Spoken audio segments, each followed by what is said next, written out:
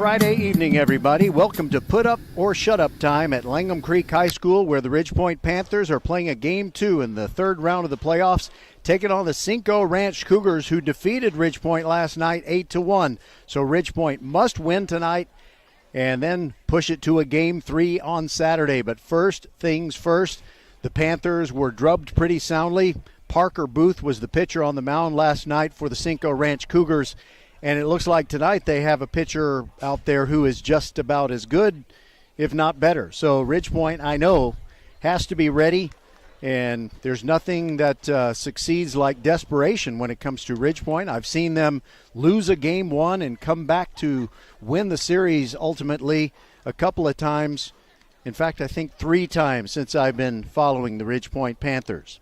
And we'll be back with the Next Level Urgent Care Batter Up show, and we'll visit with both coaches. By the way, Ridgepoint is the visiting team and will bat first, so the first coach we're going to hear from will be Clinton Welch of the Panthers. And after that, Brett Wallace of the Cinco Ranch Cougars. Fort Bend County Playoff Baseball on VypeFortBend.com is brought to you tonight by Archer Volkswagen. First Tire and Automotive, with 4 great Fort Bend County locations, including First Colony, open Monday through Saturday. The Needville Insurance Agency.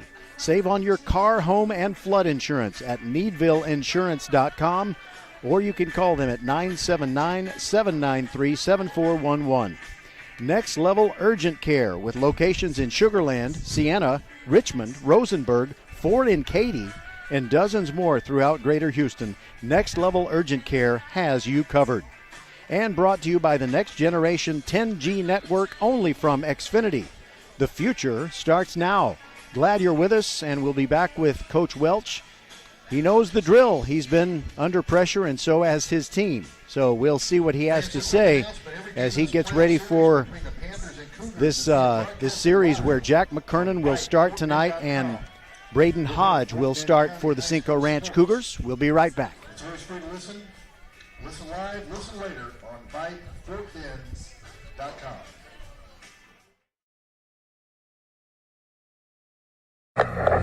That's one small step for man, one giant leap for mankind. I'm talking, of course, about Xfinity. Now, Houston won't like me saying this, but this is bigger than the moon landing. You didn't hear it from me, though. Oh, we heard you, Neil.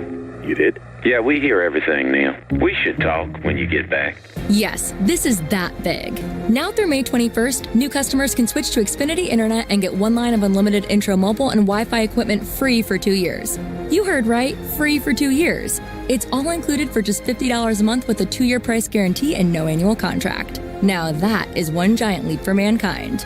Don't wait, get it all with Xfinity, home of the Xfinity 10G network. Go to Xfinity.com, call 1-800-XFINITY, or visit a store today. Restrictions apply. Requires paperless bill and an auto-pay with stored bank account. After promo, regular rate supply. Xfinity Mobile requires Xfinity Internet. Actual speeds vary.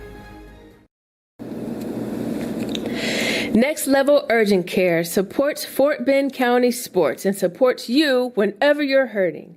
Next Level is here for the community, open 7 days a week, 9 till 9, for you and your family at more than 30 Greater Houston locations, including Sugar Land, Sienna, Greatwood, Longmeadow, and 4 in Katy. From ow to wow, Next Level Urgent Care has you covered.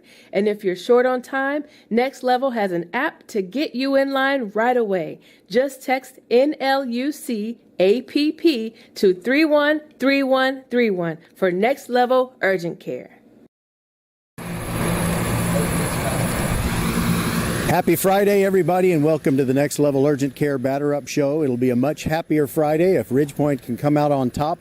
They're in a must-win situation in this Game 2. Clinton Welch, our pre-game guest. Coach Welch, I guess there are many ways to look at last night's Game 1, and one of them might be that your team can't play any worse. It can only get better. Is that right? That's pretty accurate, yeah. We obviously didn't play very well last night. And fortunately, we can look at history. I mean, even not just with your team, but certainly with your team, a couple of series where Game 1 really went south in a hurry, and yet you ended up triumphing in the series. Did you talk to your players about that? Yeah, we had some discussions. It's almost impossible to get through a region without dropping some games. So the teams in the past that have made it to state that we've had have all dropped a game one along the way. So, we told them we needed to drop a game one or we weren't going to make it to state. So we'll see. We got to play well tonight. I mean, hats off to their pitcher. That's a lot to do with why we didn't at least offensively perform well. He threw a great game. He is fantastic, and now they got another guy, last name Hodge. Do you know much about him, and is he about as good a pitcher? Well, he's good. He's very similar to the one we threw last night. So we've got to perform a little better tonight, obviously, and we've got to pitch better and we've got to play defense better. We just, in all three aspects of the game, we did not really have a good night last night. So that's okay. 3-game series. That's why you play 3. It seemed like last night after the game was over, you guys vacated pretty quickly maybe, so you possibly had your talk on the bus. I'm not sure where you had it, but when you have a talk like that, is it just you and Coach Dutka talking, or do the players kind of speak up at times, and did someone who is perhaps a senior say anything that caught your ear? Well, players might have said something after the fact, but I do the meetings, and my meetings are short.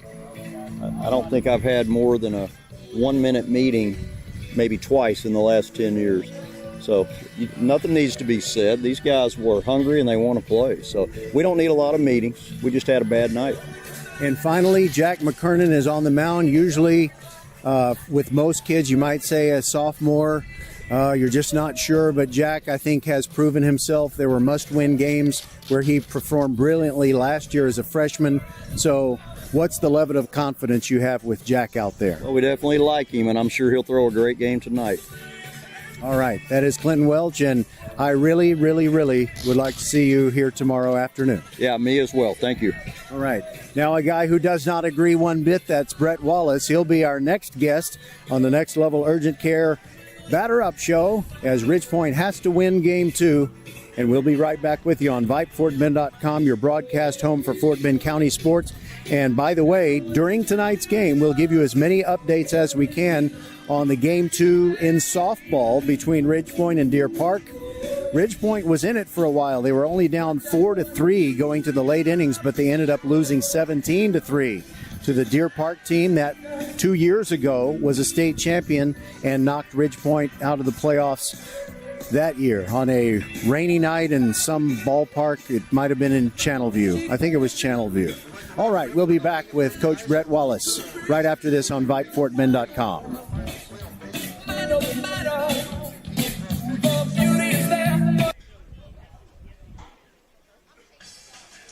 And tonight's game, it's Ridgepoint Panthers representing 26A, the Cinco Ranch Cougars representing District 19 6A. First class service. First Tire and Automotive. Don't miss these first class specials at First Tire and Automotive during the month of May. Get those new tires before starting your summer trips. Buy 3 and get 1 tire free on Michelin, BF Goodrich, and Uniroyal with installation, road hazard, and alignment. Check out the website firsttireandauto.com for details and restrictions. Remember to book your appointment too. Get to one of First Tire and Automotive's 4 convenient locations in Sugar Land and Cinco Ranch. FirstTireandAuto.com. A game without a crowd is just a scrimmage. A performance without an audience is just a rehearsal. Without your presence, high school sports and the performing arts aren't possible. Ensure that these essential extracurricular activities continue to enrich the lives of students in Texas. Purchase a ticket to your local high school's game or performance. This message presented by the UIL and the Texas High School Athletic Directors Association. The UIL Baseball State Tournament will take place Wednesday, June 7th through Saturday, June 10th at the Dell Diamond in Round Rock. All Conference 4A games will take place at UFCU Disch-Falk Field at the University of Texas at Austin. Tickets now available for purchase at uiltexas.org/baseball/state. We've got Coach Brett Wallace of Cinco Ranch waiting in the wings, but right now we wanted to give you a heads up on the games that were played last night. Starting in Region 2, the number 1 in the state team, the Cy Woods team, defeated Klein Oak 10-0 in Game 1 of that series. Also in Region 2, the Woodlands beat Tomball 2-0 in their Game 1. In Region 3, that's the one that Cinco and Ridgepoint are in. Pearland beat Clear Falls 4-1 last night. I just talked to the Pearland scout in the men's room a few minutes ago. Katy beat Tompkins 4-3, a district rivalry as those two district rivals play each other in the third round. 4-3, Katy wins Game 1 tonight, so Tompkins in a must-win situation. If we can get an update on that one, we'll update it for you. Kingwood defeated Clear Springs 4-0. So the Mustangs, I don't know how highly regarded they are, but they look like they're doing pretty good. And in Region 4, a couple of noteworthy games. San Antonio Johnson was ranked higher than Lake Travis, but Lake Travis beat them 1-0 in their Game 1 last night. And Austin Westlake has usually been the highest-ranked team in Region 4 of Class 6A, but they lost their Game 1 to Round Rock last night. 1-0 was the score in that one. In Class 5A Region 3, Lake Creek 11, Georgetown 2, Barbers Hill 8, Friendswood 2, Magnolia West 10, Lake Belton nothing. And in Region 4 of Class 5A, Bernie Champion beat Smithson Valley 4-1. All of those are just Game 1s. We'll step aside, be back with Coach Wallace right after this. Archer Volkswagen showroom is open, and our team's excited to help you. Visit our sales department Monday through Saturday from 9 a.m. to 9 p.m. Or bring your car in for service from 7 a.m. to 7 p.m. Monday through Friday, and Saturdays from 9 a.m. to 2 p.m.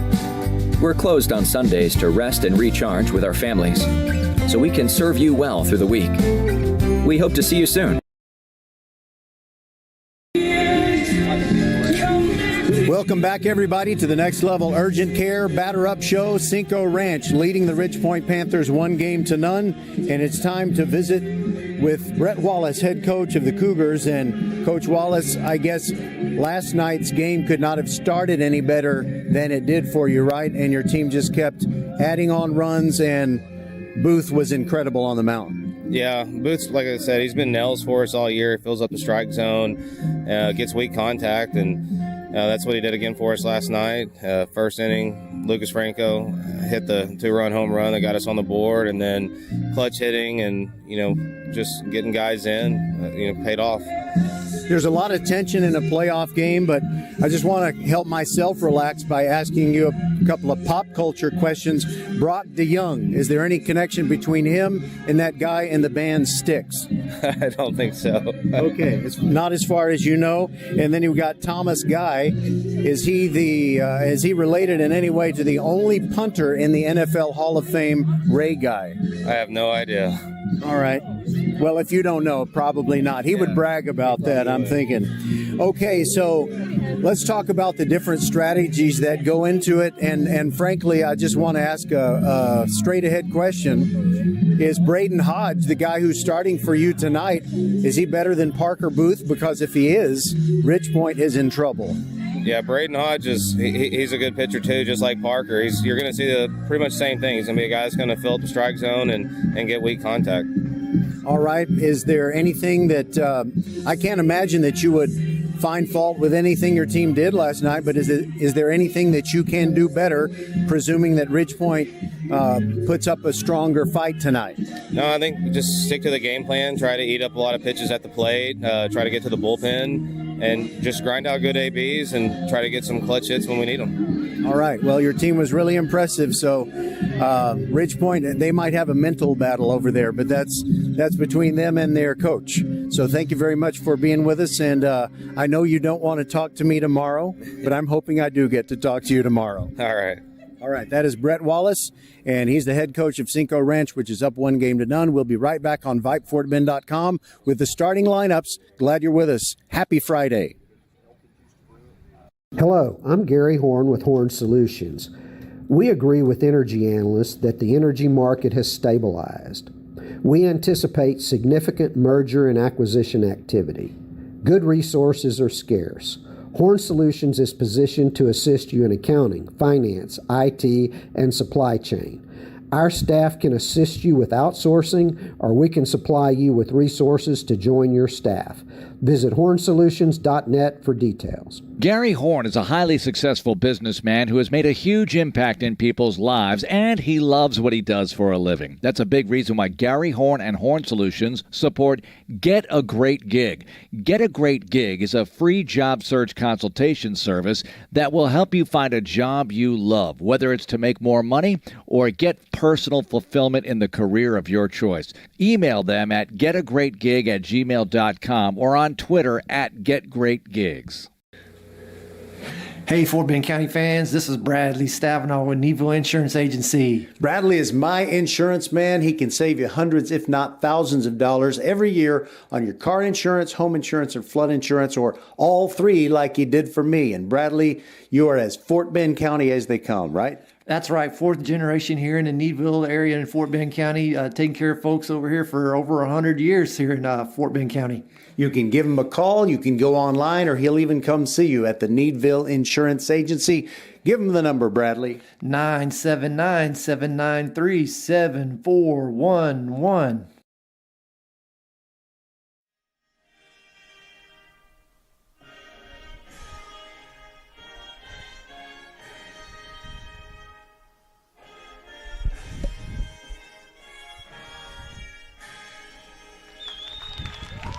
God bless America, and let's play ball. Indeed. And how about your starting lineups for the Ridgepoint Panthers? The visitors tonight, Zion Stevens leads off playing shortstop. Batting second, third baseman Parker Martin. J.J. Kennett is the catcher for Ridgepoint. Batting third, batting cleanup, it's Travis Vlasic, the first baseman. Hayden Willie in center field bats fifth. Will Baker is the DH batting sixth in place of starting pitcher Jack McCurden. Owen Ferris in right field bats seventh. Batting eighth, it's Braden McCormick in left field and Landry Ham at second base. And the starting lineups for Cinco Ranch, Brock DeYoung at shortstop leads off. Lucas Franco is the third baseman and bats second. He had a two-run homer in the first inning yesterday. Gavin Rutherford bats third. He's at first base. Batting cleanup, it's the DH Logan Sosolick batting in place of their pitcher Braden Hodge. Charlie Atkinson is in right field, batting fifth. Batting sixth, it is Connor Ficara in center field. Rainier Castillo, the second baseman, bats seventh. Batting eighth, it's the left fielder Paul Acosta, and Ethan Muniz, the catcher for Cinco Ranch, bats ninth. And we are ready to rock. It's the right-hander out there, Braden Hodge. And what I can tell you about Braden is that he's 6-1 on the season. He's had a complete game shutout, and his ERA is 2.69. Last night, Parker Booth absolutely shut down the Ridgepoint Panthers, and they're not used to having that done to them, but they'll just have to find a way to bounce back. Now, with Ridgepoint, they have a lot of fans here, and that's good, except Cinco Ranch probably has more, and the reason for it is you have the Ridgepoint girls playing a softball Game 2 tonight against Deer Park, which they must win. So I know there are some folks who are going to that ball game and would wish that they could have an out-of-body experience and be in two places at once. By the way, my Dr. Pepper spewed, and it blew up my little lineup card that tells me where everybody's playing for Cinco Ranch, but no worries. I'll use the one from last night, which was bad luck. All right, Zion Stevens leads off. 308 batting average in the postseason, 471 on-base percentages, and he did not strike out until last night, and he takes the first pitch down and away from Braden Hodge.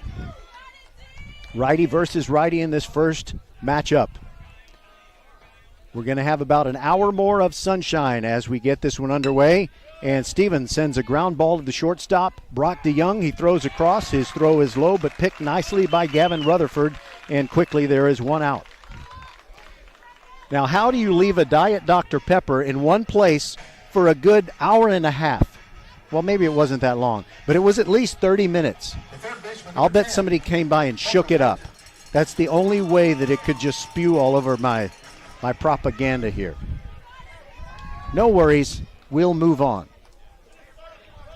One out and the base is empty for Parker Martin. Parker is hitting .385 in the postseason.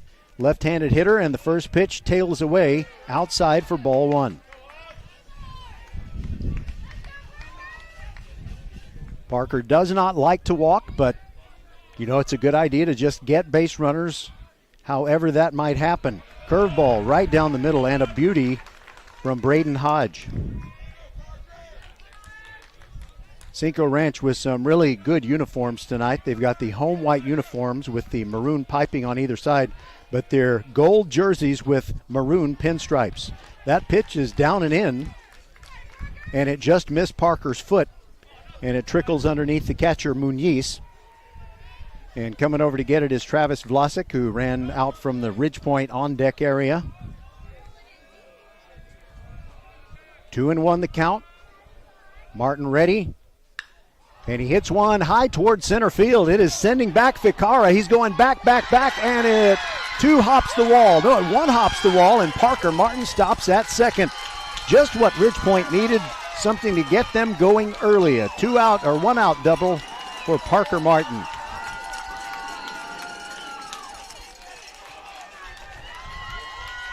It looked like it was pretty close to an opportunity where Ficara might have been able to make a leaping attempt to catch that one, but Parker Martin really put a charge into it. Here at Langham Creek, the neutral site venue for this series, 312 feet down each of the foul lines, 385 feet to straightaway center, and 352 feet to each of the power alleys. There's a taller fence, 16 feet to center field, and I would say it stretches over a span of about 60 yards, and the rest of the fence is just 8 feet tall. Now J.J. Kennett swings, and he powers that one to left field, but it's going to hang up and be caught by Acosta. 2 away. Martin stays at third, and now it'll be up to Travis Vlasic. J.J. hit that one pretty hard. The first baseman, number 16. Vlasic's hitting .286 in the postseason. His on-base percentage is .4. It to Vlasic, and it's down and away.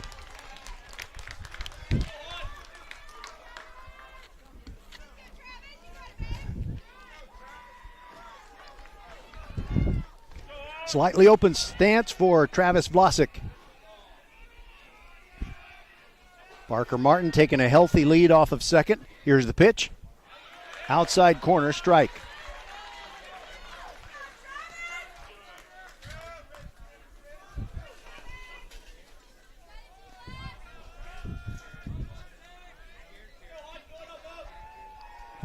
Hodge takes a lot of time between pitches. Pitch to Vlasic, and he hammers a curveball. Picked up by the shortstop, DeYoung throws across. His throw bounces in, and again, Rutherford is there to pick it. So Ridgepoint gets no runs on one hit, no errors, and one man left on base. We'll be back with the bottom of the first, and Cinco Ranch coming to bat on VypeFortBend.com. That's one small step for man, one giant leap for mankind. I'm talking, of course, about Xfinity. Now, Houston won't like me saying this, but this is bigger than the moon landing. You didn't hear from me, though. Oh, we heard you, Neil. You did? Yeah, we hear everything, Neil. We should talk when you get back. Yes, this is that big. Now through May 21st, new customers can switch to Xfinity Internet and get one line of unlimited intro mobile and Wi-Fi equipment free for 2 years. You heard right, free for 2 years. It's all included for just $50 a month with a 2-year price guarantee and no annual contract. Now that is one giant leap for mankind. Don't wait. Get it all with Xfinity, home of the Xfinity 10G network. Go to Xfinity.com, call 1-800-XFINITY, or visit a store today. Restrictions apply. Requires paperless billing and autopay with stored bank account. After promo, regular rate supply. Xfinity Mobile requires Xfinity Internet. Actual speeds vary. This time last year we were saying, and a little child shall lead them, because Jack McKernan, the left-hander, was a freshman. And there were a couple of must-win games where he really came through, showing maturity beyond his years. And he's out on the mound tonight in a must-win game for these Ridgepoint Panthers. Jack McKernan, this will be his 11th start. He's 9-0 on the season with an ERA of 0.81.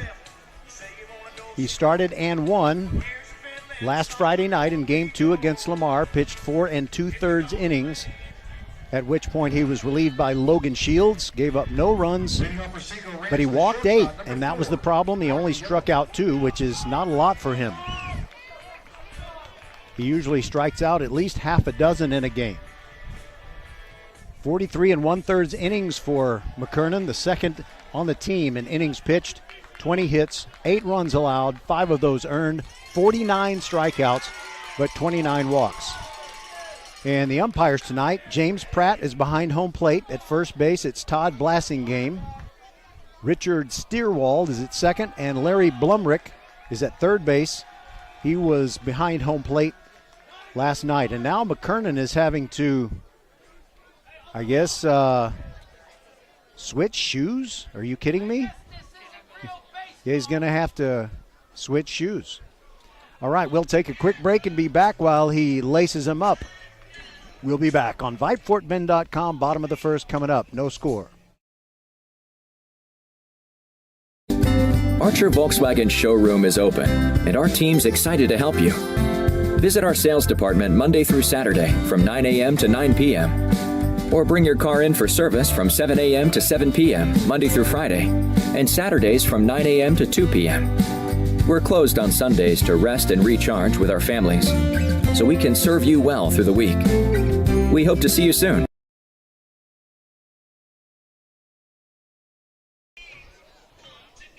Jack McKernan is still in foul ground on the right side, tying up his shoes. And the leadoff hitter for Cinco Ranch is Brock DeYoung. He was a freshman and played in that 2021 one-gamer in the by-district round where Cinco Ranch defeated Ridgepoint 7-6. Last night, Brock was 1 for 2. He walked and scored a run. After him, it'll be Lucas Franco, who hit a homer in the first inning of last night's game, and then Gavin Rutherford. They've got a lot of power and great hitting skill right there at the top of their order. And now they're giving Jack McKernan a few extra warm-up tosses now that he's wearing different shoes. And I think it might have to do with metal spikes or something. All right, so it looks like he's going to pitch from the stretch at all times. Brock DeYoung, right-handed hitter against the lefty McKernan. First pitch swinging, and it bounces up and it hits DeYoung, so it's a foul ball. Ridgepoint wearing the road gray pants with the purple piping down either side. And the purple jerseys with the white letters and numerals. Gray caps with purple visors. Here's the 0-1. Swing and a miss. Jack made that pitch drop off the table. And it's 0-2 on DeYoung. McKernan shakes off a sign. Brings it, swing and a miss. J.J. Kennett has to pick it up and throw down to Travis Vlasic at first, and a strikeout to start the game. By the way, Jack looked like he is ready to pitch from the stretch, but he goes from the windup. He just kind of stands sideways. He stands sideways when he does that. Now Lucas Franco comes up.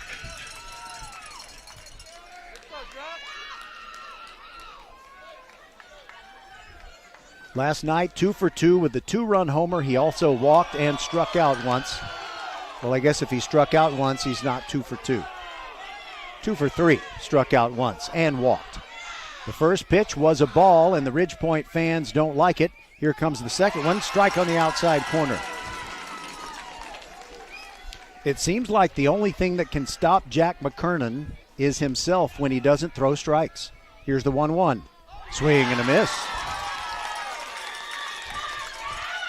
And I think you're going to hear a lot of screaming teenage girls tonight because it's a must-win game, and they are very savvy about baseball. They know what's at stake. Swing and a miss. Kennett has to throw down to first again. No problem. 2 men up and 2 strikeouts for McKernan.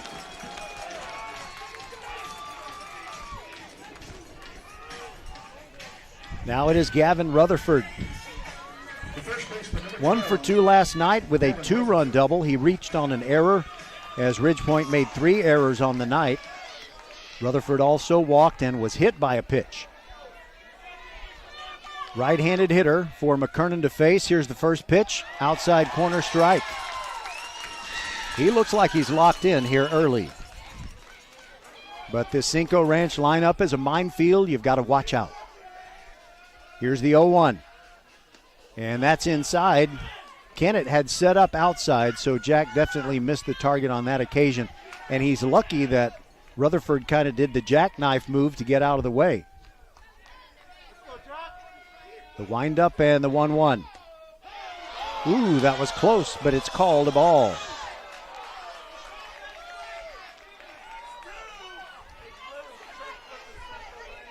We got a very comfortable evening. It's kind of humid, very little wind.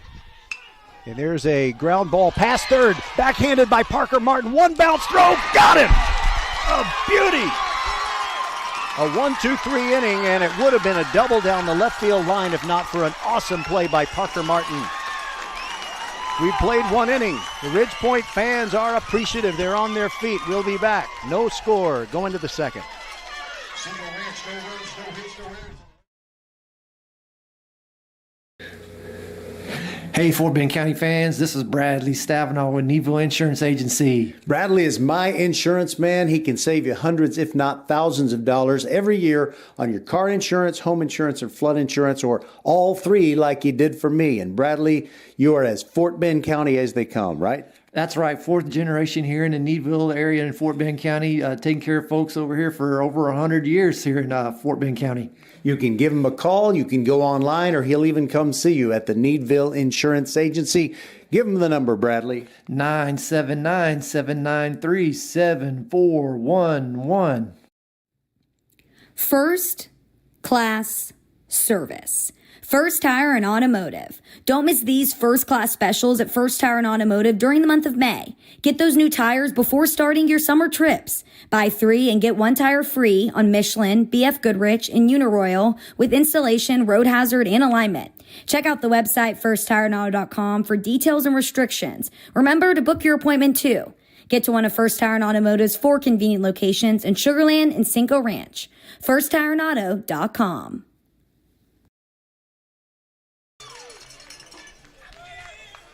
Coach Cedeno here at Langham Creek is the host, a great guy, and he loves the music of James Brown. It keeps playing, seems like every third song on the loop. All right, no score, and Ridgepoint bats in the top of the second. Hayden Willie to lead it off. He had a solid single in his last plate appearance last night, and he takes a curveball in there, strike 1 from Hodge.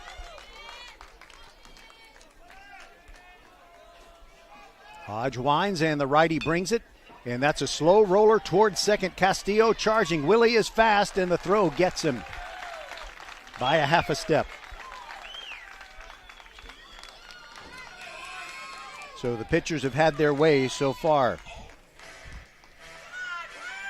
The designated hitter, number 8, Will Baker. Will Baker batting in place of McKernan. Will Baker hitting .333 on the postseason with a pair of doubles and just 1 strikeout. Lefty hitter up against Hodge, who rocks and brings it. First pitch swinging, and that's a ground ball base hit into center field.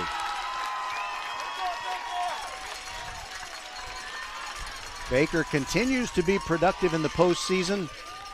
The only night he wasn't was, well, last night. Ridgepoint's team batting average in postseason fell from .260 to .231 last night. As a team, they went 3 for 27, and their team on-base percentage was .185 last night, and in the 4 games prior to that in the playoffs, their team on-base percentage was .377. Now Owen Ferris, first pitch, hits him in the left shoulder blade, and we got 2 men on. And it hurt so good for Owen Ferris. Base runners, base runners, base runners.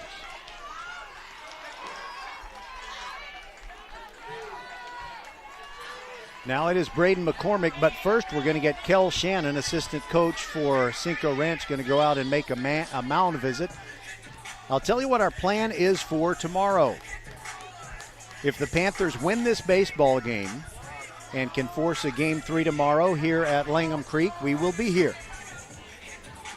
If Cinco Ranch prevails, but the Ridgepoint girls happen to win their Game 2 must-win situation tonight against Deer Park, then we would go to Shadow Creek and do a broadcast of that softball game. Fulshear is our other Fort Bend County team that is alive. Tonight they're playing LaPorte in a one-gamer way off at C.E. King. And you know, if C.E. King has as nice a baseball field as their football stadium, I really wish I could be in two places at once. Now Braden McCormick.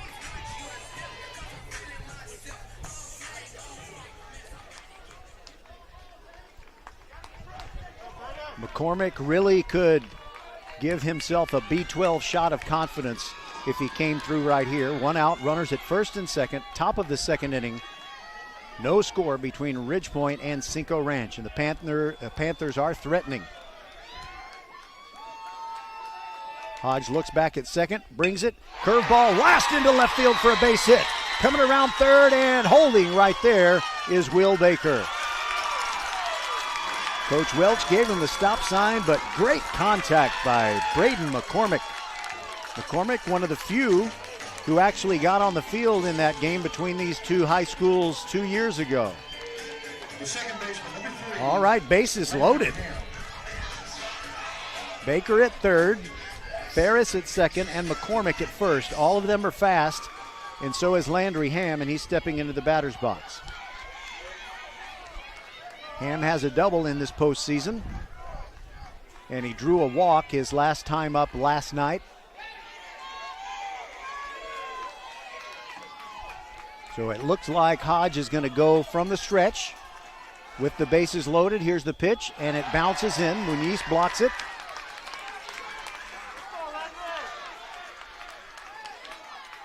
Hodge takes a moment, gets back on top of the mound.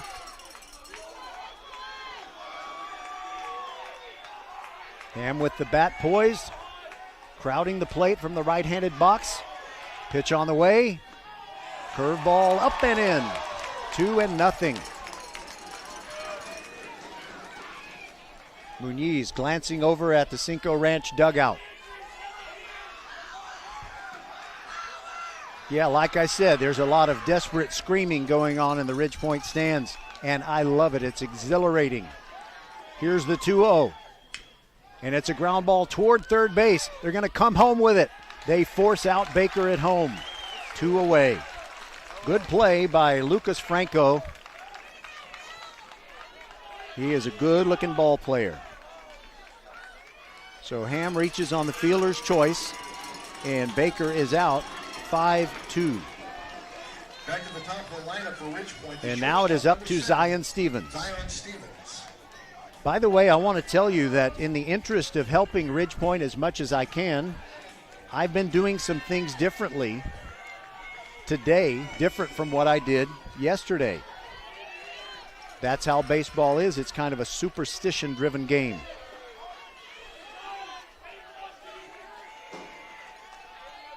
Stevens grounded out to short his first time. First pitch is down and away for a ball.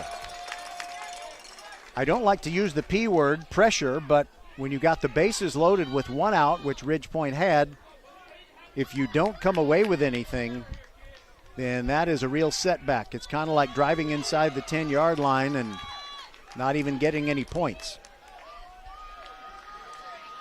Hodge comes set.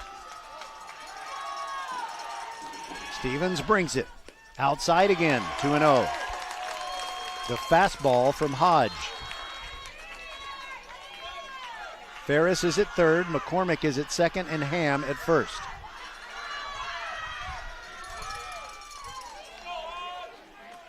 This might be a really good hitter's count for Zion Stevens. But Hodge is one of those pitchers that won't necessarily just give in and throw the straight fastball. We'll see what he brings. Here it comes. And that is a ground ball to shortstop, picked up by DeYoung, fires to first in time. And the Ridgepoint Panthers come away with nothing after loading the bases with one out. So Hodge pitches out of it. We'll be back on VypeFortBend.com. That's one small step for man, one giant leap for mankind. I'm talking, of course, about Xfinity. Now, Houston won't like me saying this, but this is bigger than the moon landing. You didn't hear from me, though. Oh, we heard you, Neil. You did? Yeah, we hear everything, Neil. We should talk when you get back. Yes, this is that big. Now through May 21st, new customers can switch to Xfinity Internet and get one line of unlimited intro mobile and Wi-Fi equipment free for 2 years. You heard right, free for 2 years. It's all included for just $50 a month with a 2-year price guarantee and no annual contract. Now that is one giant leap for mankind. Don't wait, get it all with Xfinity, home of the Xfinity 10G network. Go to Xfinity.com, call 1-800-XFINITY, or visit a store today. Restrictions apply. Requires paperless billing and autopay with stored bank account. After promo, regular rate supply. Xfinity Mobile requires Xfinity Internet. Actual speeds vary. We have a couple of score updates. One from Class 5A Region 3. Barbers Hill is leading 4-0 in the second against Friendswood. Friendswood ranked number 1 in the state by most polls, but they are in danger of getting swept. 4 runs down in the second. Barbers Hill over Friendswood. Barbers Hill eliminated Foster last week. The Woodlands in Region 2 of Class 6A leading Tomball 1-0 in the second. And the Highlanders won Game 1 of that series, so they are going for a sweep. Looking pretty good right now. So Cinco Ranch in the bottom of the first sends up Logan Sosalik, the DH, who takes the first pitch in there for a strike. Then Charlie Atkinson and Connor Ficara. Lefty to lefty. McKernan lets that one get pretty high. He sets up on the third base end of the pitcher's rubber. Roxanne fires inside, and he gets a little glance of animosity from Logan Sosalik. I think it was Sosalik who drew a walk where ball 4 went behind his feet when Travis Blasick was pitching, and the 2-1 delivery by McKernan is outside. It's 3-1. Sosalik pounds the ground with his bat, steps back in. Here comes the 3-1. Strike on the outside corner. He thought he had ball 4, and the teenage eye roll of incredulity has entered the ballpark. 3-2. Sosalik leading off the bottom of the second. McKernan rocks and brings it. And it's outside for ball 4. It kind of looked like the same location as what ended up being strike 2, but it was ball 4. The right fielder, number 21, Charlie Atkinson. Charlie Atkinson had himself a night last night, 1 for 4 with an RBI double, and he did hit into a double play. Ridgepoint would like to see that repeat itself. Curveball by McKernan, and it misses the outside corner. It was beautifully thrown, but it was the proper call by the home plate umpire, James Pratt. There's a throw over to first base, and sometimes McKernan likes to lull those runners to sleep. He'll throw a few soft tosses, and then he'll smoke one over there and try and pick off a base runner. Here's the 1-0. That's in the strike zone. Same pitch. That was the slider, and it broke back in. The old backdoor slider. Next one to Atkinson. He kind of locked him up inside, swings and fouls it back, and I think that ricocheted off both J.J. Kennett and James Pratt, the umpire. And the count is 1-2 on Charlie Atkinson. He's a senior, also played in that 2021 game.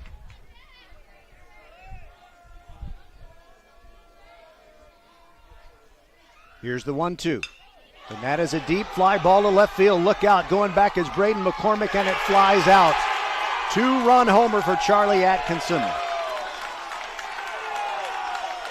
And the Cinco Ranch fans are going nuts. And they can be very disruptive. The whole team comes out of the dugout. Atkinson being mobbed. It is just the second inning.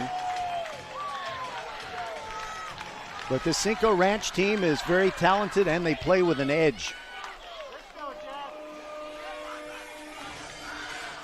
The center fielder, number 18, Connor Ficarra. All right, Connor Ficarra, left-handed hitter. Pitch outside from McKernan. Jack's got to make sure he keeps pounding the strike zone. Don't let that homer get you shaken up. But that is very disheartening to leave the bases loaded and then give up a 2-run homer in the following half inning. Pitch on the outside corner for a strike with the sweeper from McKernan. Moving away from the left-handed hitting Connor Ficarra. Here comes the 1-1. Another sweeper right in there. And it's 1-2.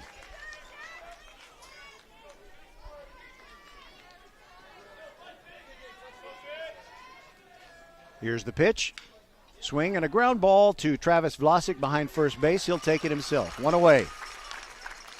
Okay, so I was telling you about the things that I was doing differently today, just because baseball is so superstitious. Number one, I like to wear polo shirts. So today I wore it untucked.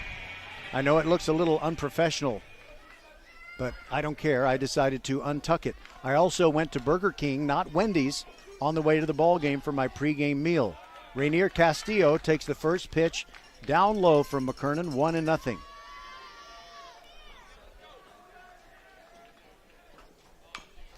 And then he hits a little one-hopper right back to McKernan, who jogs halfway to first, underhands it to Vlasic, and they get the out. That goes 1-3, 2 away, and the base is clean. Now it's Paul Acosta. He was 0 for 3 last night with a pair of strikeouts, but he did walk once. Cinco Ranch leads 2-0. They just got a 2-run homer from Charlie Atkinson. McKernan brings it. Looked pretty good, but outside as he brings it to the left-hander, Acosta. Here comes the 1-0. That's outside.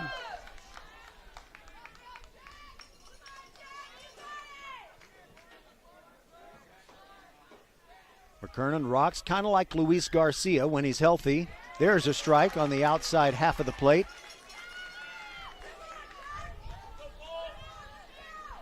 Acosta shifting his weight from one foot to the other. He's ready now, swings and misses. It's 2-2. That was the gas. McKernan doesn't like to wait around between pitches. Brings the 2-2, and it's upstairs 3-2.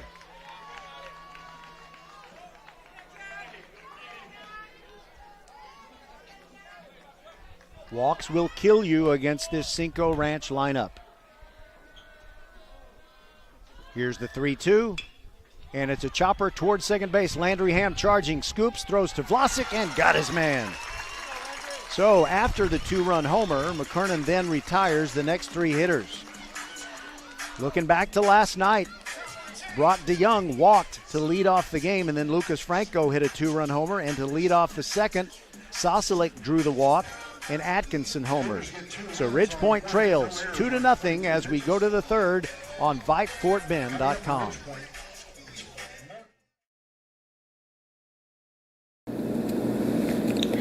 Next Level Urgent Care supports Fort Bend County sports and supports you whenever you're hurting. Next Level is here for the community, open 7 days a week, 9 till 9, for you and your family at more than 30 Greater Houston locations, including Sugar Land, Sienna, Greatwood, Longmeadow, and 4 in Katy. From ow to wow, Next Level Urgent Care has you covered. And if you're short on time, Next Level has an app to get you in line right away. Just text NLUC APP to 313131 for Next Level Urgent Care. First class service. First Tire and Automotive. Don't miss these first-class specials at First Tire and Automotive during the month of May. Get those new tires before starting your summer trips. Buy 3 and get 1 tire free on Michelin, BF Goodrich, and Uniroyal with installation, road hazard, and alignment. Check out the website firsttireandauto.com for details and restrictions. Remember to book your appointment too. Get to one of First Tire and Automotive's 4 convenient locations in Sugar Land and Cinco Ranch. FirstTireandAuto.com.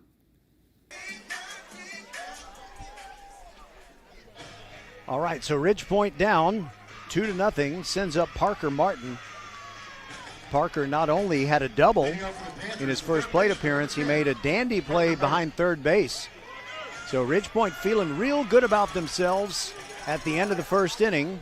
Then they left the bases loaded in the top of the second, and now they're down 2-0 on the home run by Charlie Atkinson. First pitch to Martin, looks at the curveball, strike on the outside corner from Hodge.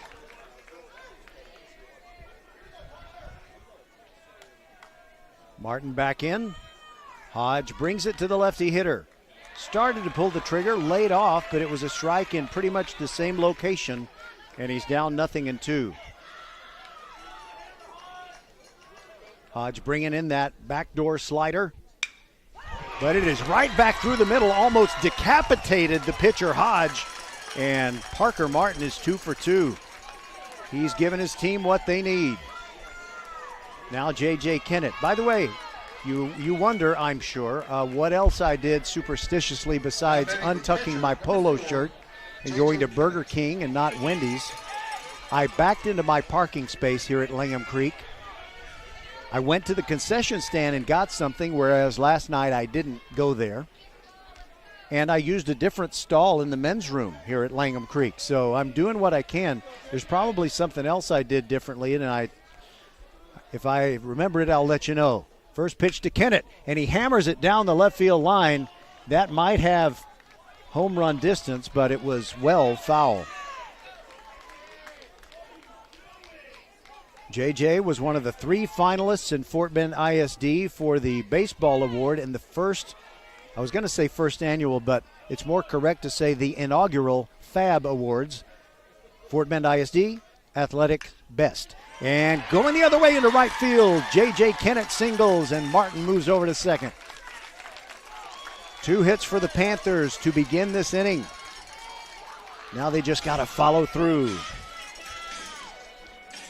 Travis Vlasic, who was born in the USA, comes to the plate. Ethan Muniz, the catcher for the Cinco Ranch Cougars, goes out there to talk to Hodge.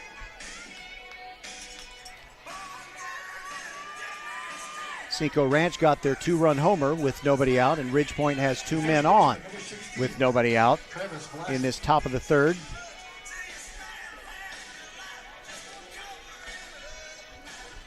You know, they've thought about making that the New Jersey state song, and it's just, I don't know, that and Born to Run, it's not real positive if you listen closely. But I digress. Travis Vlasic, right-handed hitter, facing Hodge. Turn around and throw back to second base, and Martin dives back in. Castillo applies the tag. The Cinco Ranch infield at double play depth. We're on a field turf surface here at Langham Creek. Very smooth, very true, and predictable, just like the one that the Panthers played on last week at Jersey Village when they beat Lamar. Here's the pitch to Vlasic, and he goes for a curveball. It's to third. Franco goes to second for one, on to first base for a double play. Vlasic very frustrated. And on the play, Parker Martin gets to third. That's the first double play that Ridge Point has hit into in this series, and it goes 5-4-3. The center fielder, number 14, Hayden Willie.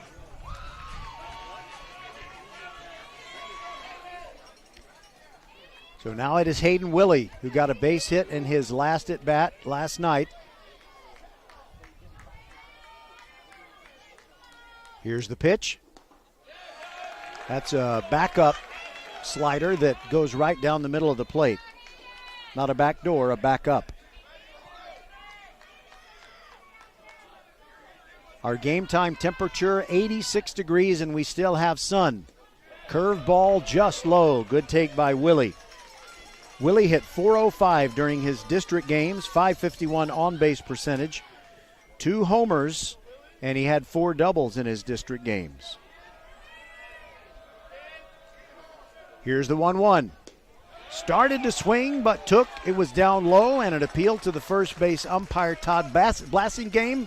He says no swing, and it's 2-1 on Willie.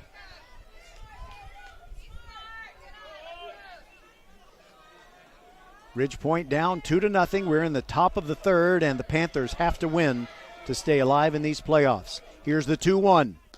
Upstairs, 3-1.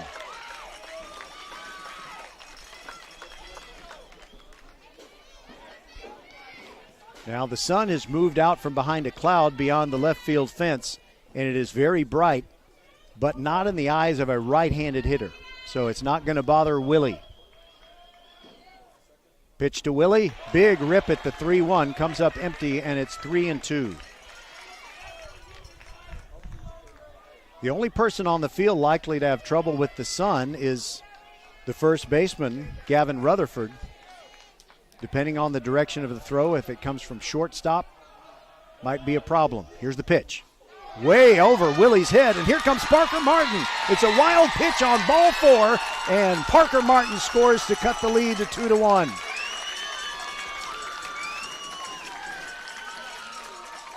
Wow. That one almost hit the mascot.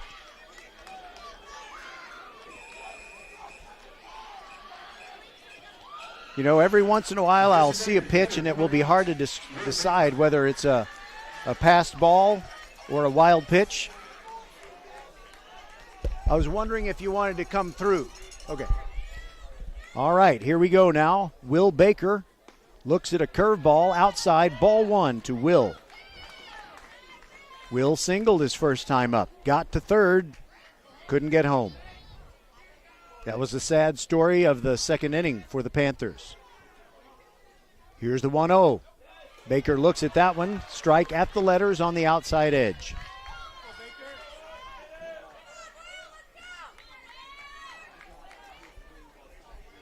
Will crowding the plate from the left-handed box.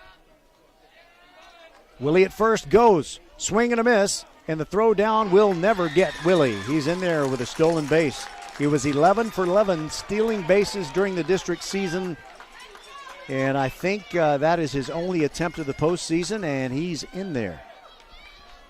Meanwhile, back at home plate, the count is 1-2 on Will Baker. Runner in scoring position. Opportunity knocking for Will. Here's the pitch. Swings and misses, and Muniz just tags him out. And that'll do it for the Panthers in the top of the third, but they do get a run on 2 hits, no errors, and 1 man left on base. We'll continue. It is Cinco Ranch 2, Ridgepoint 1 going to the bottom of the third. That's one small step for man, one giant leap for mankind. I'm talking, of course, about Xfinity. Now, Houston won't like me saying this, but this is bigger than the moon landing. You didn't hear from me, though. Oh, we heard you, Neil. You did? Yeah, we hear everything, Neil. We should talk when you get back. Yes, this is that big. Now through May 21st, new customers can switch to Xfinity Internet and get 1 line of unlimited intro mobile and Wi-Fi equipment free for 2 years. You heard right, free for 2 years. It's all included for just $50 a month with a 2-year price guarantee and no annual contract. Now that is one giant leap for mankind. Don't wait. Get it all with Xfinity, home of the Xfinity 10G network. Go to Xfinity.com, call 1-800-XFINITY, or visit a store today. Restrictions apply. Requires paperless billing and autopay with stored bank account. After promo, regular rate supply. Xfinity Mobile requires Xfinity Internet. Actual speeds vary.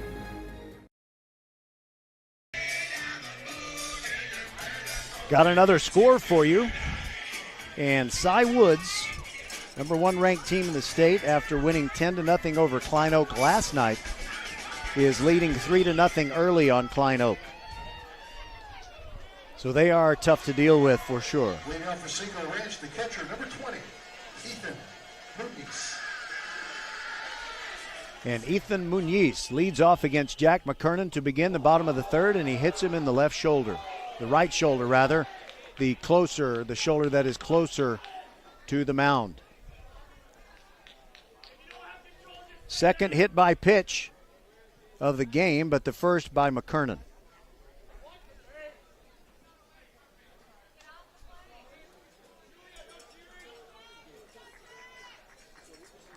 J.J. Kennett, ever the diplomat and a catcher who knows how to talk to umpires. He is talking with James Pratt, the home plate umpire, and he also talked to Muniz, who's coming off the field, replaced by a courtesy runner, and he told Muniz that basically that there was no intent to hit him there, and I have no idea what his response would have been. But Ryan Murphy, the courtesy runner, replaces him.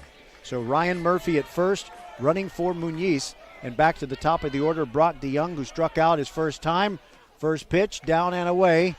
Looked like he was about to square to bunt, but he never really squared because that pitch was never headed for the strike zone. 1-0. There's a throw over to try and get Murphy. Pretty close. It's Ryan Murphy. I was kind of hoping it would be Dylan Murphy. And if you're a Seinfeld fan, you know why. The 1-0 pitch to DeYoung, squared to bunt, pulled the bat back, and it's outside 2-0. He looks down at Coach Brett Wallace in the third base box. No doubt hoping that Coach Wallace will lift the bunt sign. Here's the 2-0. He bunts it to the right of the mound, picked up by McKernan, underhands it to Vlasic, and the sacrifice is successful. He goes 1-3, and Murphy moves over to second.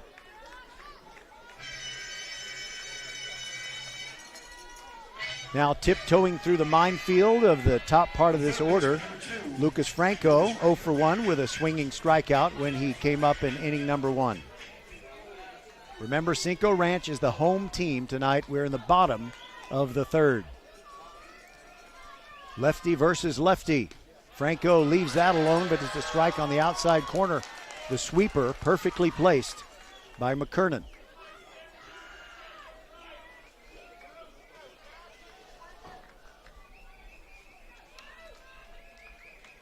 McKernan taking a little more time now. The 0-1 is powered toward left field. Willie running in, makes a nice sliding catch. Beautiful catch. And tagging up and moving from second to third is Murphy. So that's a beautiful catch by Willie in center field and excellent base running by Murphy, who advances over to third with 2 away. Brings up the first baseman, number 12, Gavin Rutherford. Gavin Rutherford 0 for 1 with a ground ball to third base. Parker Martin diving behind the bag, scrambled to his feet, threw and got him. A defensive gym to be sure. So McKernan trying to pick himself up here, making sure the runner at third does not get home. First pitch to Rutherford. Curveball right in there to the righty.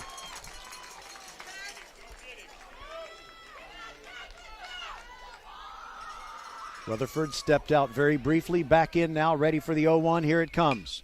And he rips it foul above the third base dugout. He really hit that one hard, but he was so far out in front of that one. I don't know how to finish that sentence, but he was way out in front. Way, way out in front.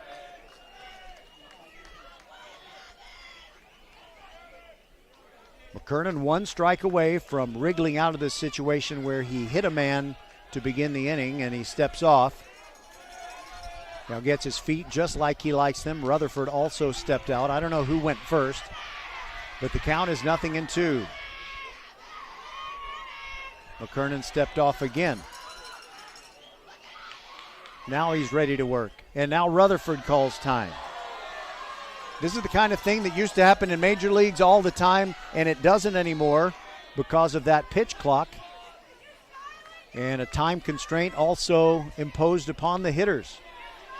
Not so in high school. All right, are we ready for the 0-2? I think we are.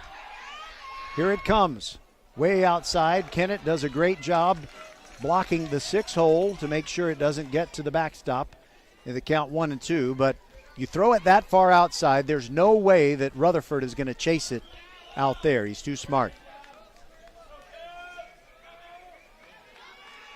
McKernan comes set at the belt, brings the 1-2, and a foul tip. He just got a piece, and it rattled Kennett's cage a little bit. He needs to walk around.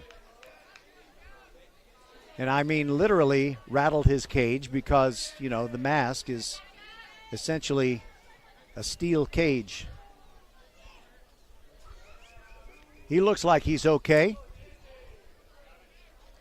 I saw JJ at the Fab Awards on Wednesday night, and I told him, don't stay out too late. I'm sure he didn't. Then again, maybe, teenagers sometimes staying out a little bit might help. All right, another 1-2 pitch will soon be on the way. Deep breath by McKernan. Here it comes. Outside corner, just missed. 2-2, and the Ridge Point fans they can't believe what they just saw. But actually, I think it was a correct call by Mr. Pratt. He's doing a good job behind the plate. Here's the 2-2. And he missed again, same spot. 3-2. He might be pitching Rutherford kind of carefully here. But you got Logan Sosolick next. There's just not too many safe ways to pitch around people against Cinco Ranch. Here's the payoff pitch, and it's a ground ball to second base. Ham has it, throws to Vlasic, and he gets the throw. It was softly hit, so it was a pretty close play, but 4-3 it goes, and that retires the side. We will move to the fourth inning. Cinco Ranch 2, and the Ridge Point Panthers, who have to win tonight, just 1 run. When the Panthers come up, we'll see Ferris, McCormick, and Ham. Be right back on VypeFortBend.com. First class service. First Tire and Automotive. Don't miss these first class specials at First Tire and Automotive during the month of May. Get those new tires before starting your summer trips. Buy 3 and get 1 tire free on Michelin, BF Goodrich, and Uniroyal with installation, road hazard, and alignment. Check out the website firsttireandauto.com for details and restrictions. Remember to book your appointment too. Get to one of First Tire and Automotive's 4 convenient locations in Sugar Land and Cinco Ranch. firsttireandauto.com. Archer Volkswagen showroom is open, and our team's excited to help you. Visit our sales department Monday through Saturday from 9 a.m. to 9 p.m. Or bring your car in for service from 7 a.m. to 7 p.m. Monday through Friday, and Saturdays from 9 a.m. to 2 p.m. We're closed on Sundays to rest and recharge with our families, so we can serve you well through the week. We hope to see you soon. As we go to the top of the fourth, I want to correct something I said last night. By the way, the sun has disappeared, and I think it might still be behind a cloud, but very soon, even if there was no cloud, it would be behind a structure that I thought was a house last night. A very beautiful house. I even speculated that it might be 3 stories high. Well, it's an apartment building, but a very nice one. Very, very nice. And we are done looking into the sun.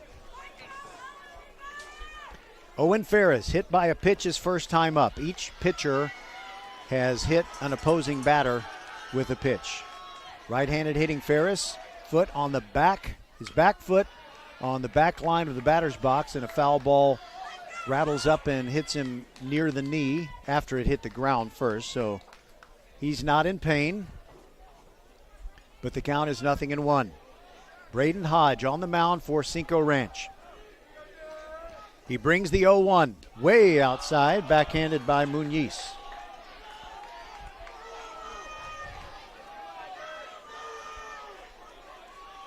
One and one the count on Ferris. Here's the pitch. Foul tip. Squirted out of Muniz's mitt.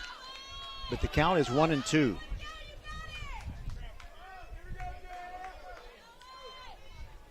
Not really much of an option now, but I'm thinking maybe with some of the speed that the Panthers have, perhaps laying down a bunt might be a good idea. Off the end of the bat, slow roller to the shortstop DeYoung. He charges and throws, and he gets Ferris easily because Owen slipped a little bit coming out of the batter's box. So 6-3 that goes, one away. Now Braden McCormick, who lashed a single to left field his first time up. He made it to second before the second inning was over, but that's the inning in which Ridgepoint left the bases loaded when they had a bases loaded 1-out situation. Hodge winds and brings it to the right-handed hitting Braden McCormick, and the pitch is down and away, ball 1. Both teams are showing very good discipline when it comes to pitches outside the strike zone meant to get them to chase. And there is a check swing by McCormick as it bounces in, I would say in the dirt, but it's field turf. They did appeal down to the first base umpire, Todd Blassingame. He said no swing. 2-0 on McCormick. Hodge brings it. That's on the outside corner with the heater.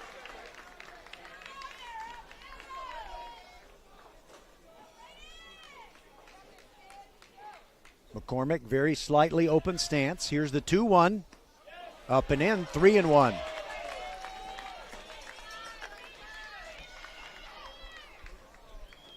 And McCormick turns and asks the umpire, Mr. Pratt, to be sure of the count. It's 3-1. Here it comes. Outside, ball 4. And a speedy base runner is on with 1 out in the 4th, and Ridgepoint trailing 2-1.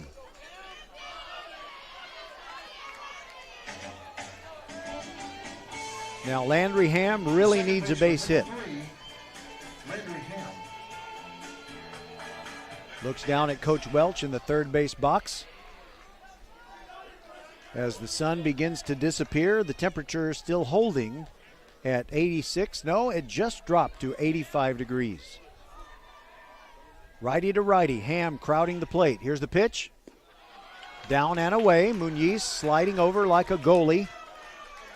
That keeps McCormick where he is at first base.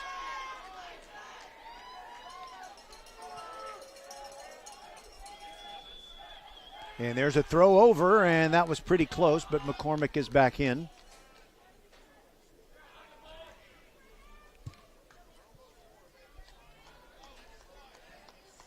Almost caught him leaning the wrong way on that one. Pitch to Ham. Down and in. 2-0.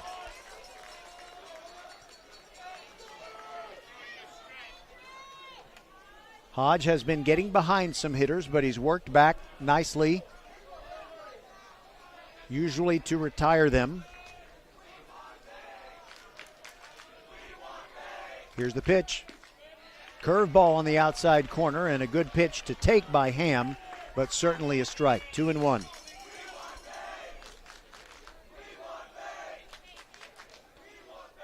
And the Ridgepoint student section, the Ridgepoint Pack, has done its research on Braden Hodge.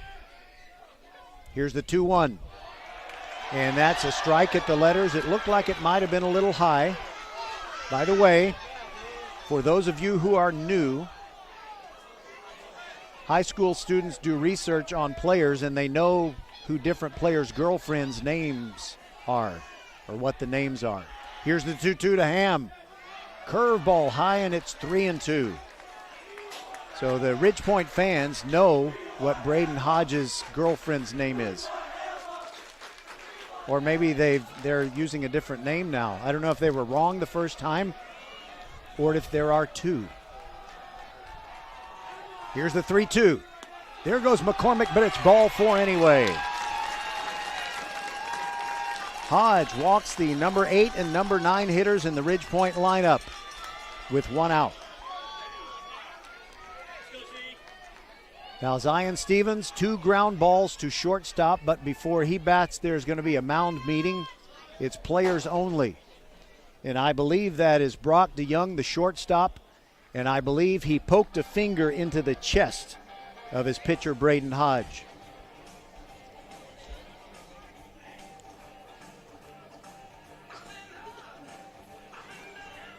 McCormick used that time to come over and talk with Coach Welch and with Zion Stevens, halfway between third and home. And they cue up ZZ Top for a little interlude.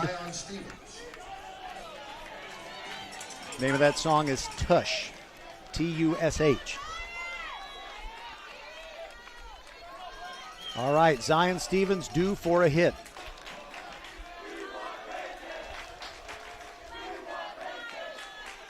Hodge with runners at first and second. Out of the stretch, brings it down and away to Stevens. Zion steps out, adjusts the Velcro on the batting gloves. Looks down at Coach Welch. It's the top of the fourth inning, but this could be a pivotal moment in the game. Hodge comes set with his glove in front of his chest. Now brings it up and in, 2-0 on Stevens.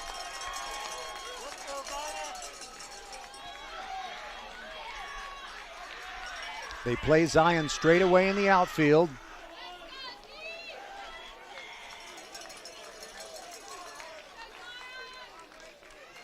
Hodge looking in, gets the sign and comes set. The 2-0.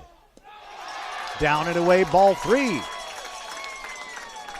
Hodge is 1 ball away from a third consecutive walk. So when he's been having a hard time finding the strike zone, you know you can bet your next paycheck Zion Stevens will not swing at this next pitch.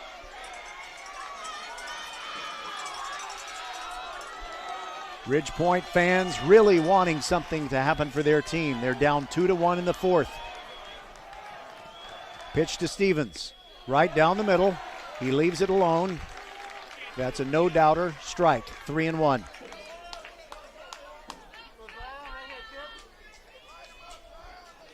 I'll bet Zion wishes he would have been given the green light there. That was straight, right in his happy zone.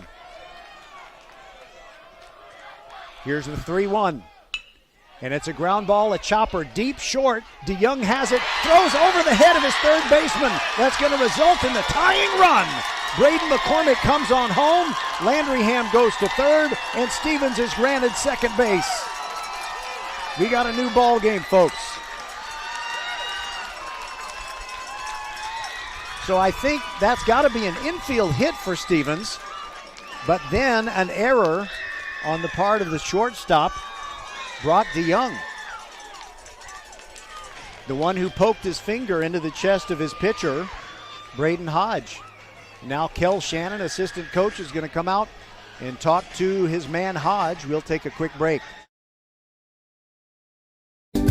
Archer Volkswagen showroom is open, and our team's excited to help you. Visit our sales department Monday through Saturday from 9 a.m. to 9 p.m. Or bring your car in for service from 7 a.m. to 7 p.m. Monday through Friday, and Saturdays from 9 a.m. to 2 p.m. We're closed on Sundays to rest and recharge with our families, so we can serve you well through the week. We hope to see you soon. Well, I'm a little bit surprised, but the Cinco Ranch pitching staff, or the coaching staff, makes a change. Brett Wallace directs Shannon, his assistant coach, to go out there and make a pitching change. And we're going to see Thomas Guy come in. He came in last night, and he pitched the last inning of an 8-1 win for Cinco Ranch. Coming into last night's game, his record 5-0 with a 1.62 ERA. And to be brutally honest, I can't remember if the one run that Ridgepoint scored was charged to him or to the starting pitcher last night, Parker Booth. But it is the left-hander, Thomas Guy. Will take another quick break and be back and see if Ridgepoint can take the lead. They've tied it up in the fourth, 2-2. First class service. First Tire and Automotive. Don't miss these first class specials at First Tire and Automotive during the month of May. Get those new tires before starting your summer trips. Buy 3 and get 1 tire free on Michelin, BF Goodrich, and Uniroyal with installation, road hazard, and alignment. Check out the website firsttireandauto.com for details and restrictions. Remember to book your appointment too. Get to one of First Tire and Automotive's 4 convenient locations in Sugar Land and Cinco Ranch. firsttireandauto.com. All right, so Brett Wallace, the head coach of the Cinco Ranch Cougars, gave me some information on Braden Hodge, but what he gave me, on Thomas Guy, the relief pitcher. But I've told you everything I can tell you. 5-0 record prior to last night's game, 1.62 ERA, and he's a left-hander. And, okay, this might be interesting to some of you as long as you're at least 50 years old. He looks kind of like Charlie Kerfeld, and I didn't notice that last night because when he came in, it was totally dark. I mean, the stadium lights were on, but now we still have daylight. So Charlie Kerfeld was a fine relief pitcher and a very funny guy who was part of the 1986 Astros team. All right, so let's reset it for you. Ridgepoint has just scored a run in the top of the fourth to tie the game, 2-2. Zion Stevens put the ball in play with a slow chopper to DeYoung, had to move to his right. He threw to third, and his throw was high. And because it went into the Cinco Ranch dugout, McCormick came on home to make it 2-2. So on the play, Landry Ham is at third. And Stevens, after he had already gotten to first and the ball was thrown into the third base dugout, he was granted second base. And now it is Parker Martin, who is 2 for 2 with a single and a double, and he scored the first Ridgepoint run. Wearing his lucky new white shoes, which made their debut in the Lamar Series. Lefty versus lefty as he faces the reliever Thomas Guy. And I think they faced each other last night. Ridgepoint found a way not to get shut out when they lost 8-1. And it looks like the Cinco infield wants to come home on a ground ball if they can get an atom ball. First pitch swinging by Martin, and he just cues it over to the left side.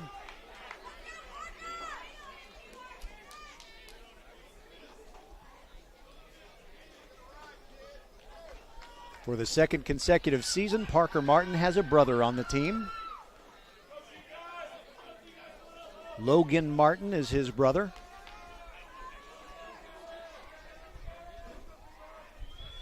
And the pitch by Guy.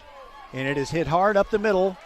And it's the shortstop DeYoung. Throws over to first, gets the out. But Landry Ham scores. And it's 3-2. Ridgepoint on top. So it's an RBI ground out by Parker Martin. The catcher, number 4, J.J. Kennett.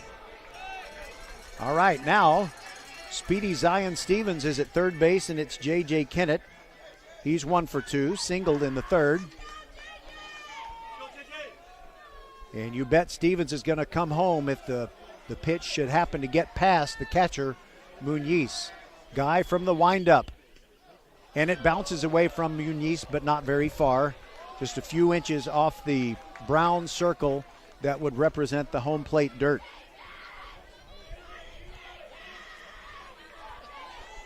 Landry Ham just scored the go-ahead run. It is 3-2 Ridgepoint in the top of the fourth. 1-0 on Kennett. And that pitch is outside for a ball. Guy was throwing that slider, trying to sneak it in the back door. 2-0 on Kennett. Pitch on the way. That's a strike, and I think that was farther away from the plate than the previous pitch, so maybe the count is exactly what it should be. 2-1. If Kennett gets on, Travis Vlasic will hit. Guy rocks and fires. And that's a high pop-up to short right field. Going out as the second baseman, Castillo, gives way to Atkinson, and he drops it! And Stevens scores! Kennett slides into second. Ridgepoint leads it 4-2. Atkinson with the dropsy. Oh, that was a can of corn all the way. And the Ridgepoint crowd is giddy. After scoring 1 in the third to cut the 2-0 lead in half, they have now scored 3 in the fourth, and they lead it 4-2, and they're still in business. So that ends up being a 2-base error. And now Vlasic had a brief conversation with Coach Welch between third and home.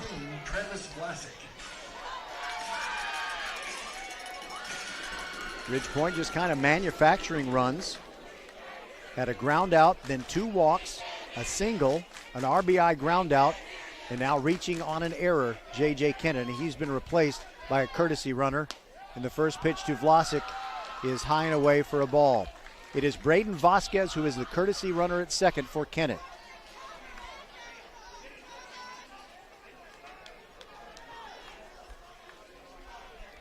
Thomas Guy gets the sign, nods at his catcher, Muniz, ready to bring the 1-0. Down and in, hit Vlasic on the foot. Vasquez ran from second to third, but he'll have to go back nevertheless. Another base runner for Ridgepoint. Second hit by pitch by the Cinco Ranch staff, one by Thomas Guy, and one by the starter, Braden Hodge. The center fielder, number 14. Braden Vasquez is so speedy. I like to watch him work as a courtesy runner, and he just looked so disappointed. You know, he was dashing from second to third because he thought it was a wild pitch, but he didn't realize it was a hit by pitch, so he had to go back. Hayden Willie now. Here's the pitch. Outside corner strike with that backdoor slider. Willie grounded to second. Then he walked in the third and stole second base, but was stranded. Here's the 0-1. Big swing and comes up empty. Nothing in 2. If he could duplicate what he did in the 7th inning last night, that would be great. The really solid contact he'd been showing throughout the district season, but he's been struggling a bit in the playoffs. 2 runners on, 4-2 Ridgepoint. They have taken the lead in this top of the 4th. Guy brings it. That's way outside. No chase by Willie. And it's 1-2.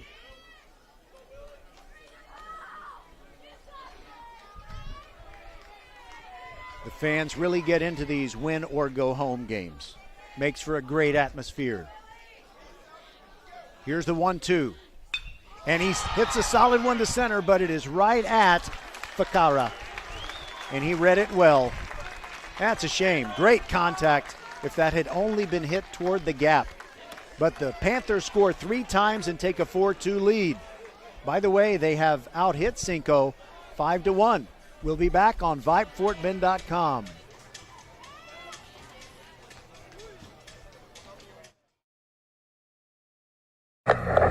That's one small step for man, one giant leap for mankind. I'm talking, of course, about Xfinity. Now, Houston won't like me saying this, but this is bigger than the moon landing. You didn't hear from me, though. Oh, we heard you, Neil. You did? Yeah, we hear everything, Neil. We should talk when you get back. Yes, this is that big. Now through May 21st, new customers can switch to Xfinity Internet and get 1 line of unlimited intro mobile and Wi-Fi equipment free for 2 years. You heard right, free for 2 years. It's all included for just $50 a month with a 2-year price guarantee and no annual contract. Now that is one giant leap for mankind. Don't wait. Get it all with Xfinity, home of the Xfinity 10G network. Go to Xfinity.com, call 1-800-XFINITY, or visit a store today. Restrictions apply. Requires paperless bill and an auto-pay with stored bank account. After promo, regular rate supply. Xfinity Mobile requires Xfinity Internet. Actual speeds vary.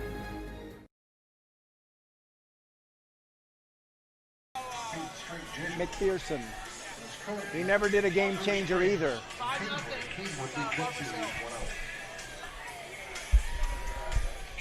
All right, we are back in Ridgepoint, and Jack McKernan, the sophomore lefty, pitching with a lead for the first time.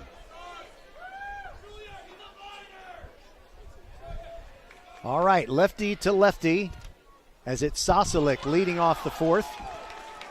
And there's a strike. Cinco fans didn't like it. McKernan working quickly when the bases are empty. And they go in the other way. Solid single in the left field by Sosalik. And he takes a look into the Ridgepoint dugout as he runs to first.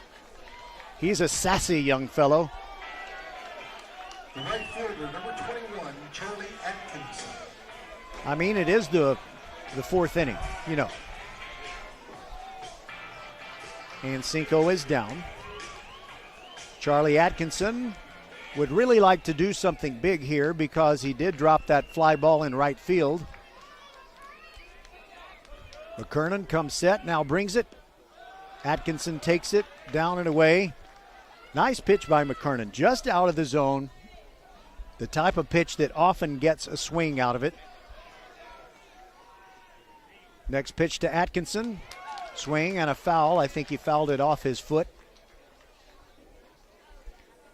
But fortunately, not one of those painful foul it off your foot things. He might have fouled kind of a glancing blow off his upper thigh. He's good. He didn't even wince.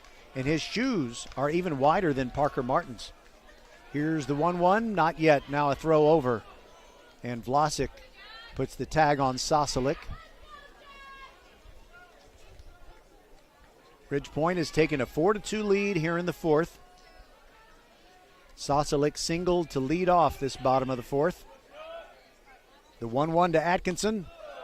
Oh, that looked good, but it was outside and perhaps high. 2-1.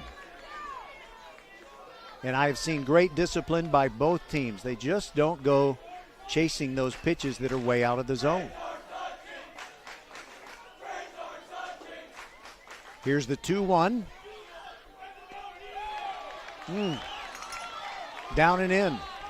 3-1.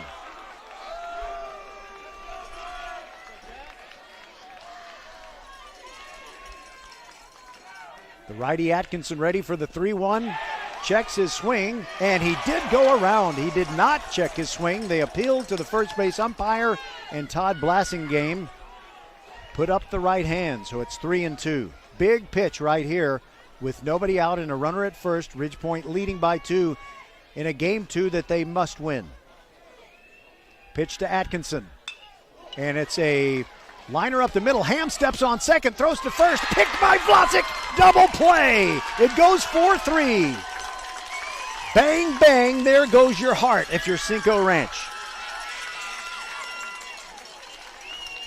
Oh, it was one of those that sounded like it was hit very hard, but it's hit slowly enough that Ham was able to move to his right into the path of the ball.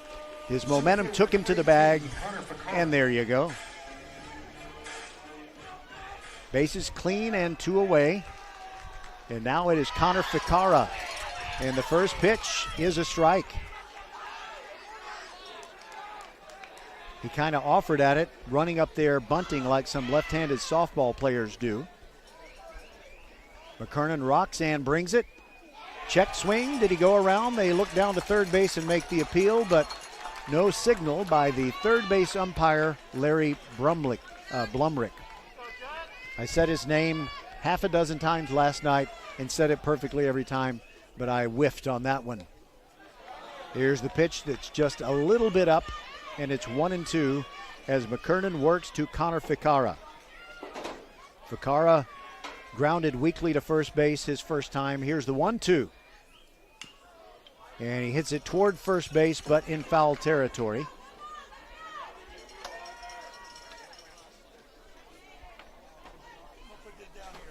No problem. Somebody dropped a dolly into my hand. All right, here's the 1-2. Swing and a miss. Down goes Ficara. And in this bottom of the fourth inning, McKernan faces the minimum thanks to the double play. And he comes off the mound fired up. It is 4-2 Ridgepoint after 4. We'll be back on VypeFortBend.com.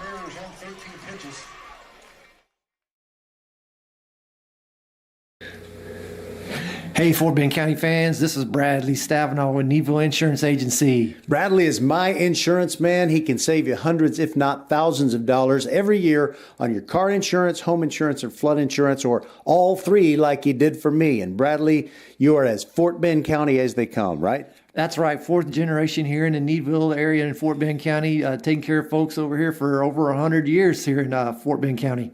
You can give him a call, you can go online, or he'll even come see you at the Needville Insurance Agency. Give him the number, Bradley. 979-793-7411. Archer Volkswagen showroom is open, and our team's excited to help you. Visit our sales department Monday through Saturday from 9 a.m. to 9 p.m. Or bring your car in for service from 7 a.m. to 7 p.m. Monday through Friday, and Saturdays from 9 a.m. to 2 p.m. We're closed on Sundays to rest and recharge with our families, so we can serve you well through the week. We hope to see you soon.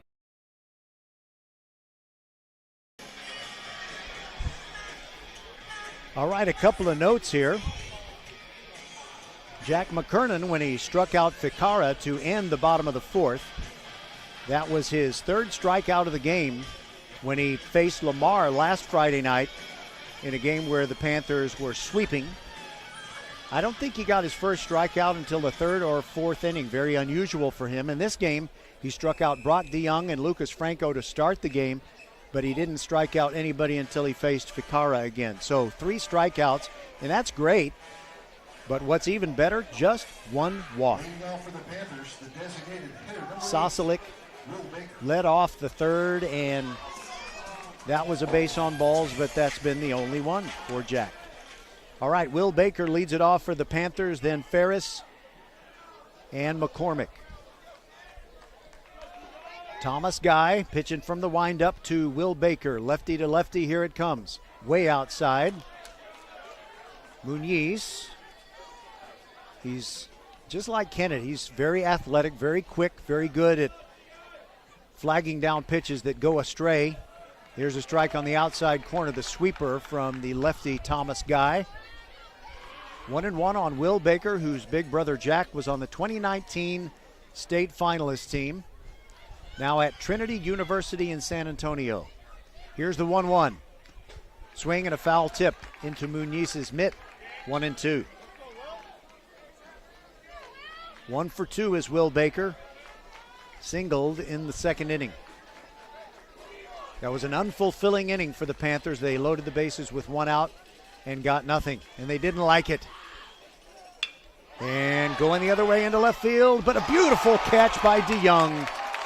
Beautiful diving catch, and I haven't seen a catch like that since Leon Bird of Cy Ranch robbed a Kempner Cougars player way back in 2014, something like that. All right, so I'm going to put SL6, soft liner to shortstop. Will Baker with a nice piece of hitting, and against a lot of teams that would work, but DeYoung didn't let it drop in. Now the right fielder Ferris hit by a pitch and grounded out to shortstop. Guy brings it. Outside corner generously given, and it's strike 1 to Owen Ferris.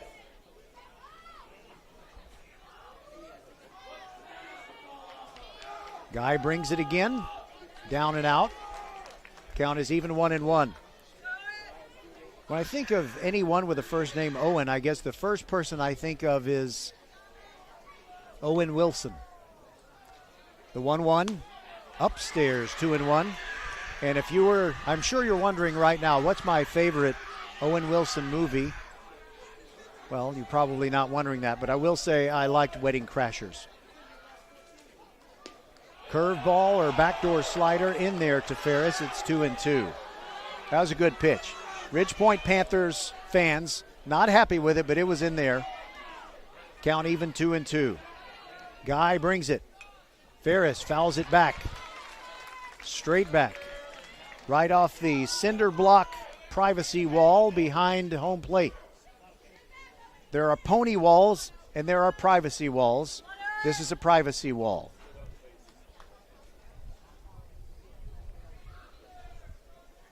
All right, another one for Owen Ferris.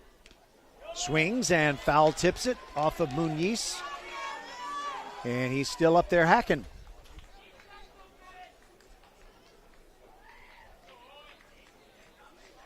Double plays have been very friendly to Ridgepoint.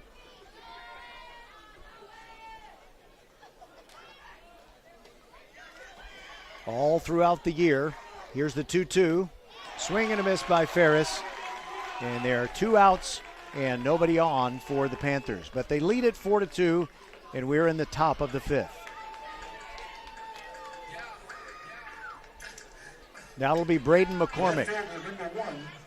Braden McCormick.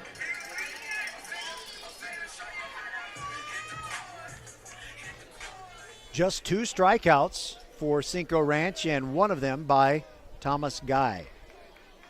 McCormick has singled, walked, and scored. First pitch swinging, comes up empty as he's facing the lefty Guy for the first time.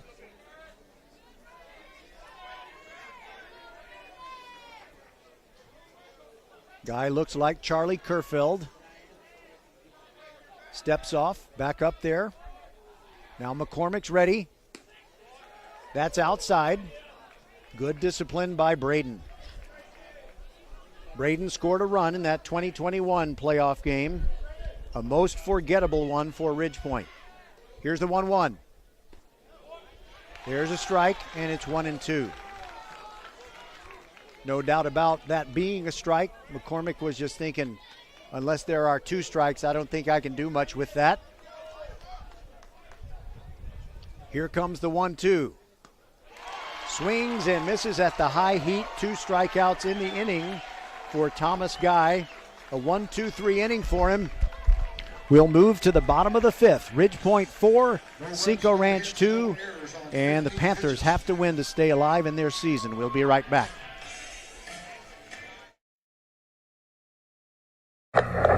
That's one small step for man, one giant leap for mankind. I'm talking, of course, about Xfinity. Now, Houston won't like me saying this, but this is bigger than the moon landing. You didn't hear from me, though. Oh, we heard you, Neil. You did? Yeah, we hear everything, Neil. We should talk when you get back. Yes, this is that big. Now through May 21st, new customers can switch to Xfinity Internet and get 1 line of unlimited intro mobile and Wi-Fi equipment free for 2 years. You heard right, free for 2 years. It's all included for just $50 a month with a 2-year price guarantee and no annual contract. Now that is one giant leap for mankind. Don't wait, get it all with Xfinity, home of the Xfinity 10G network. Go to Xfinity.com, call 1-800-XFINITY, or visit a store today. Restrictions apply. Requires paperless billing and autopay with stored bank account. After promo, regular rate supply. Xfinity Mobile requires Xfinity Internet. Actual speeds vary.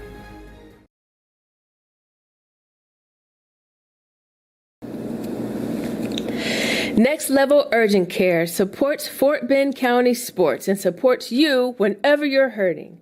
Next Level is here for the community, open 7 days a week, 9 till 9, for you and your family at more than 30 Greater Houston locations, including Sugarland, Sienna, Greatwood, Longmeadow, and 4 in Katy. From ow to wow, Next Level Urgent Care has you covered.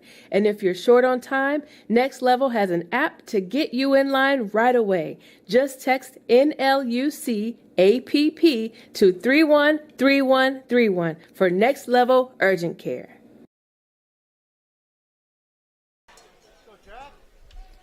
The 7, 8, 9 hitters are due for Cinco Ranch, and Rainer Castillo is the first of them, and a 2-0 pitch is grounded to shortstop. Zion Stevens, a strong throw to Vlasic. He makes the catch and the out. The ball fell out of his glove as he was transferring it to his throwing hand to just throw it around the horn. And the Cinco Ranch fans had no problem with that. That's refreshing. Left fielder, number 5, Paul Acosta. All right, Paul Acosta is the 8th place hitter, so he stands in. 0 for 1 with a ground out to second. Ethan Muniz will be after him. Lefty to lefty. First pitch to Acosta is a little bit low. McKernan with just the 1 walk. Here's the 1-0. That's a strike.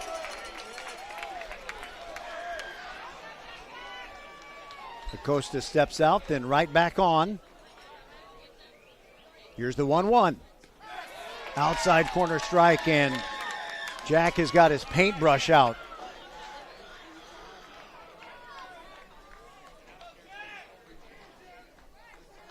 Here's the 1-2. Inside, Acosta jumped back. He said he was hit by the ball. And James Pratt, the home plate umpire, says, no, the ball did not hit you, son. Get back in there.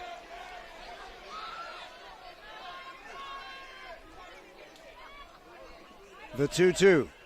Swing and a miss. a particularly galling strikeout for Paul Acosta. That's the 4th K for Jack McKernan.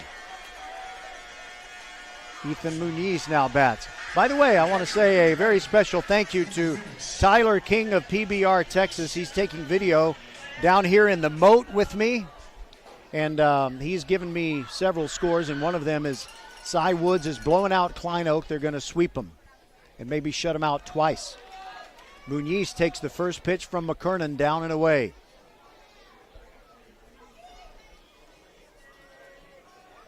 Jack rocks and brings the 1-0. Outside corner strike.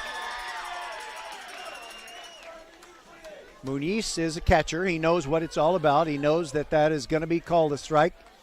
He just didn't think he could do anything with it. He swings at the 1-1, and a tapper foul goes back behind home plate. If Muniz gets on, it's back to the top of the order, Brock DeYoung. No relation to Dennis DeYoung of Styx, Coach Wallace told me. Swing and a miss at the curveball. 2 strikeouts in inning 5 in the game for McKernan, and that'll do it, a 1-2-3 frame, and we're going to go to the top of the 6th. Ridge Point could use some extra runs. Right now they lead it by a score of 4-2. This is VypeFortBend.com, your broadcast home for Fort Bend County High School sports. Hello, I'm Gary Horn with Horn Solutions. We agree with energy analysts that the energy market has stabilized. We anticipate significant merger and acquisition activity. Good resources are scarce. Horn Solutions is positioned to assist you in accounting, finance, IT, and supply chain. Our staff can assist you with outsourcing, or we can supply you with resources to join your staff. Visit hornsolutions.net for details. Gary Horn is a highly successful businessman who has made a huge impact in people's lives, and he loves what he does for a living. That's a big reason why Gary Horn and Horn Solutions support Get a Great Gig. Get a Great Gig is a free job search consultation service that will help you find a job you love, whether it's to make more money or get personal fulfillment in the career of your choice. Email them at getagreatgig@gmail.com or on Twitter at getgreatgigs.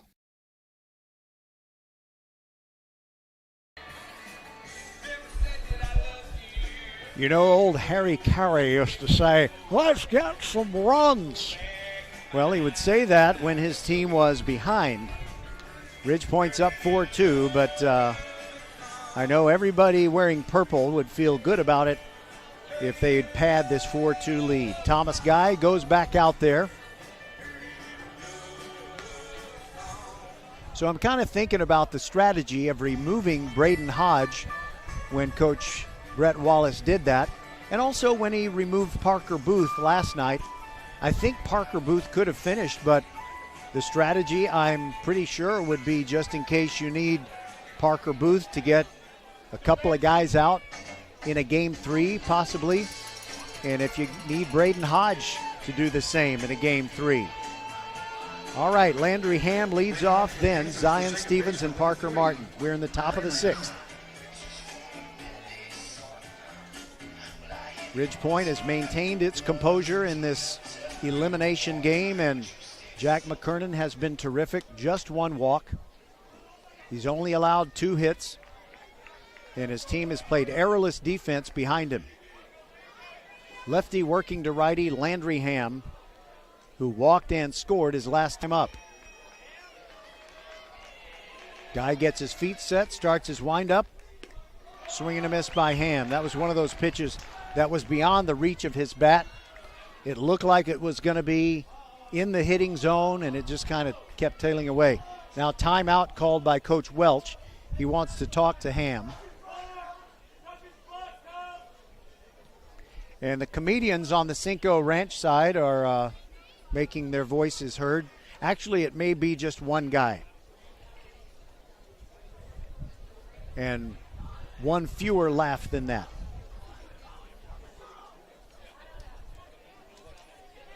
All right, 0-1 to Landry Ham. Making Thomas Guy wait a little bit. Here's the 0-1. Checks his swing, but it's a strike on the outside corner. Good call by Mr. Pratt. 0-2. By the way, the other pitcher that Coach Wallace told me about is Logan Sosalik. If it goes to a game 3, he might be a likely starter. Here's the 0-2. Down and in, and it's 1-2.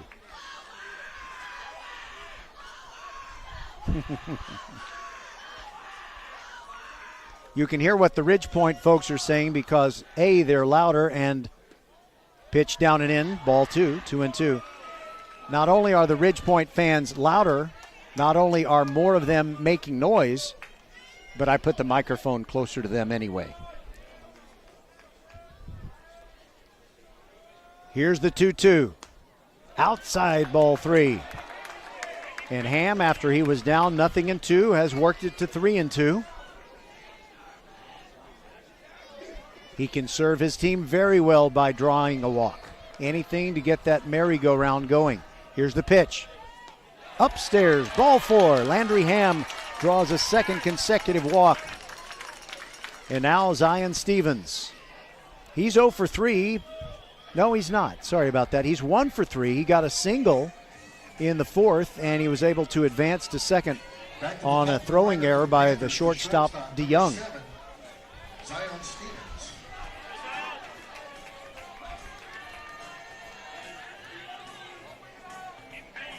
Looks down there at Coach Welch in the gathering night.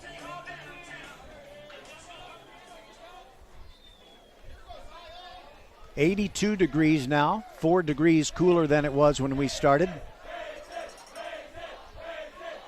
Now they square to bunt. They meaning Zion Stevens. Bunts it back toward the mound. Guy picks it up, looks at second, goes to first, and just gets Zion Stevens, who runs like the wind. But the sacrifice bunt done perfectly. 1-3.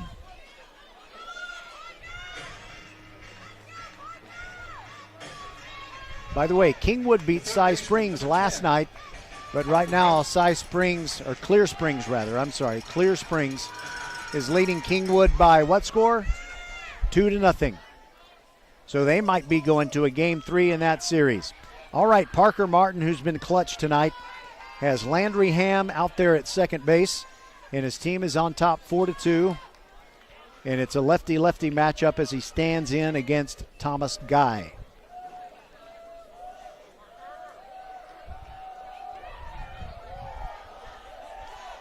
Guy looks back at Ham, who's leading off second. Curve ball away. Parker Martin with a very nice batting eye wisely lets it go past. Wind blowing out to right field. Parker Martin has hit some homers this year. Well, actually, one during the district season. I didn't get the stats on the pre-district season, except for the pitchers. All right, it's 1-0. Martin takes a nice healthy cut but fouls it back end to the left. And the count's 1-1.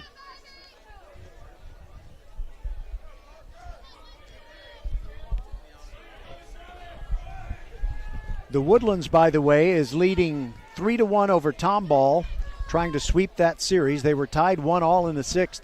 The Highlanders have taken the lead. I'm an alum, you know. Here's the 1-1. Outside, 2-1 to Parker Martin. To be precise, I'm not an alum of the Woodlands High School, but I am a Highlander when it was McCullough. It was McCullough from 1976 to 1995.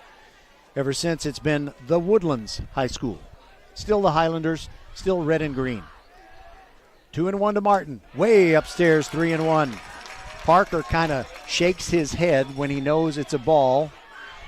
And I don't know what that shake of the head means exactly, but probably something like, don't bring that. You can't get me out with that. Something to that effect. All right, now it's 3-1. Here's the pitch. Outside, ball 4. 2 walks in the inning.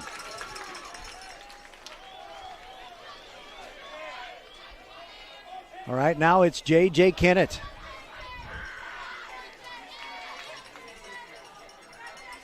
JJ 1 for 3, but he did reach on an error by the right fielder Atkinson his last time up, and that was a real game changer.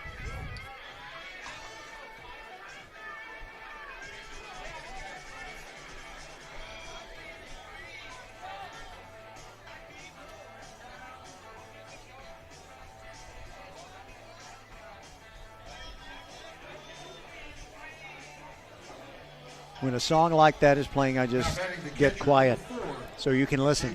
All right, there was a mound conference, and James Pratt, home plate umpire, went out there to break it up. And Ridgepoint looking to tack on some runs. They lead 4-2 in this game. They must win.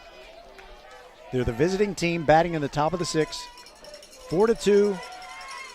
Landry Ham at second, Parker Martin at first. Both of them walked, and J.J. Kennett now.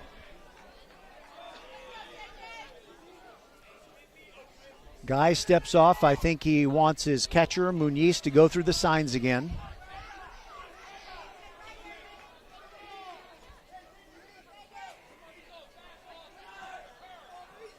Guy gets the sign, comes set at the belt. Brings it. And that is lashed down the left field line. It is going to go to the wall. Here comes Landry Ham with run number 5.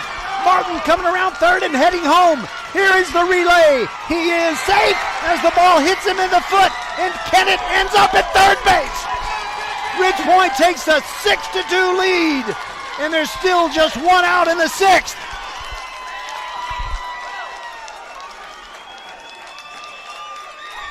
Oh, he got around on that one.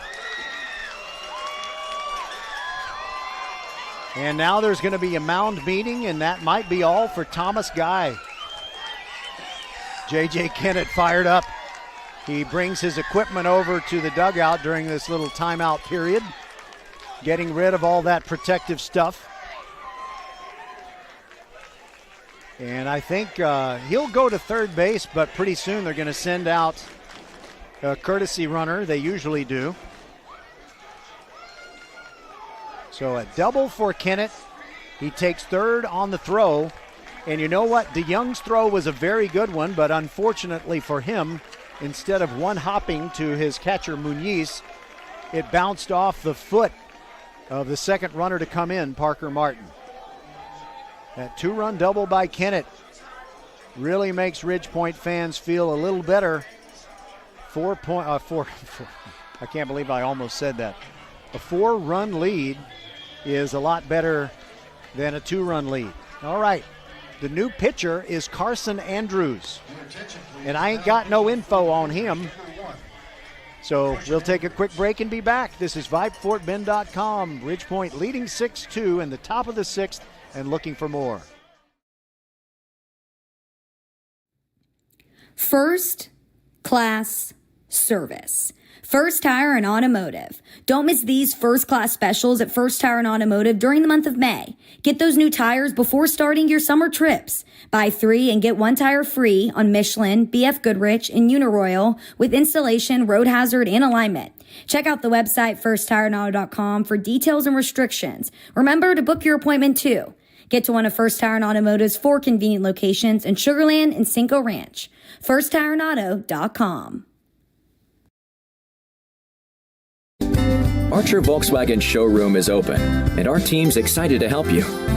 Visit our sales department Monday through Saturday from 9 a.m. to 9 p.m. Or bring your car in for service from 7 a.m. to 7 p.m. Monday through Friday, and Saturdays from 9 a.m. to 2 p.m. We're closed on Sundays to rest and recharge with our families, so we can serve you well through the week. We hope to see you soon.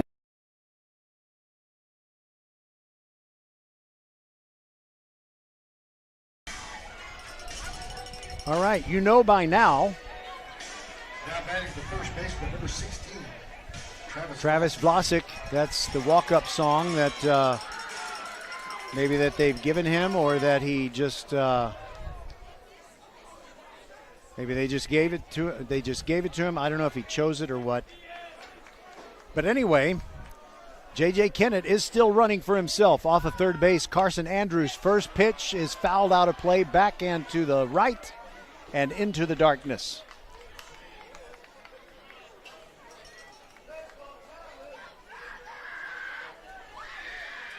I love the screams, don't you? 0-1. Here it comes. Vlasic hammers it down the left field line, but it's twisting into foul ground. Doesn't leave the confines of the yard, but it rattles off the bullpen wall down the left field line. And hustling out of the dugout, well, actually not hustling. Shuffling out of the dugout is Chase Morris, who scored a run in the 7th last night. The count 0-2 on Vlasic. Here's the pitch. And he hits a ground ball to shortstop, smothered by DeYoung. He throws to first and gets the out, and Kennett has to stay where he is. Cinco had drawn the infield in, and they were just hoping for an atom ball, and that's what they got. So that went 6-3. Brings up the center fielder, number 14, Hayden Willie. Now Hayden Willie goes up there. He really scalded the ball his last time up, and now we get that courtesy runner for Kennett.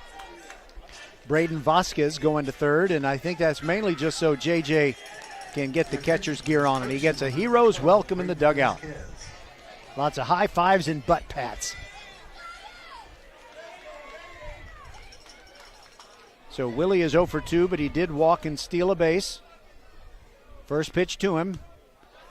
Big old floating ephus pitch curveball that didn't break very much. That's the first time I've ever described a pitch exactly that way. It's 1-0. Carson Andrews, the third pitcher of the night for Cinco Ranch, and a swing and a miss by Willie. It's 1-1. Carson Andrews is a left-hander. Willie hits righty.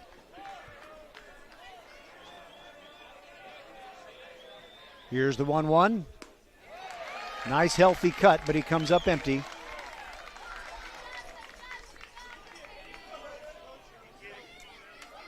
Tightens up the Velcro on the gloves. He's ready again. They play him slightly to pull in the outfield. The 1-2, down and out, good eye, 2-2.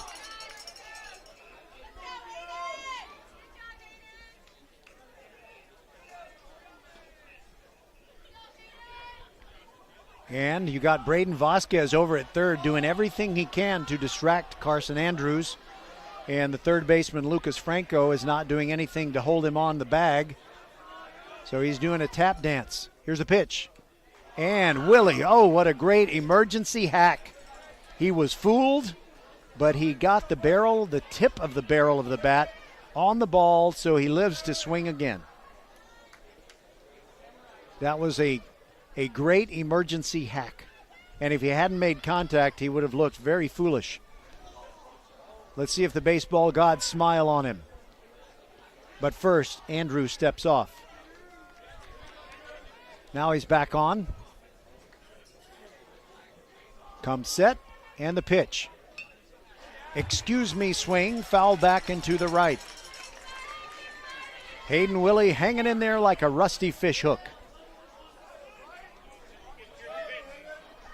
Things aren't going well for the Ridgepoint girls. They're out of the playoffs now. 8-2, Deer Park beat them to complete the sweep. Here's the 2-2. And a foul back on a pitch that was up out of the strike zone, but Willie had to go after it. You don't want to get called out on strikes.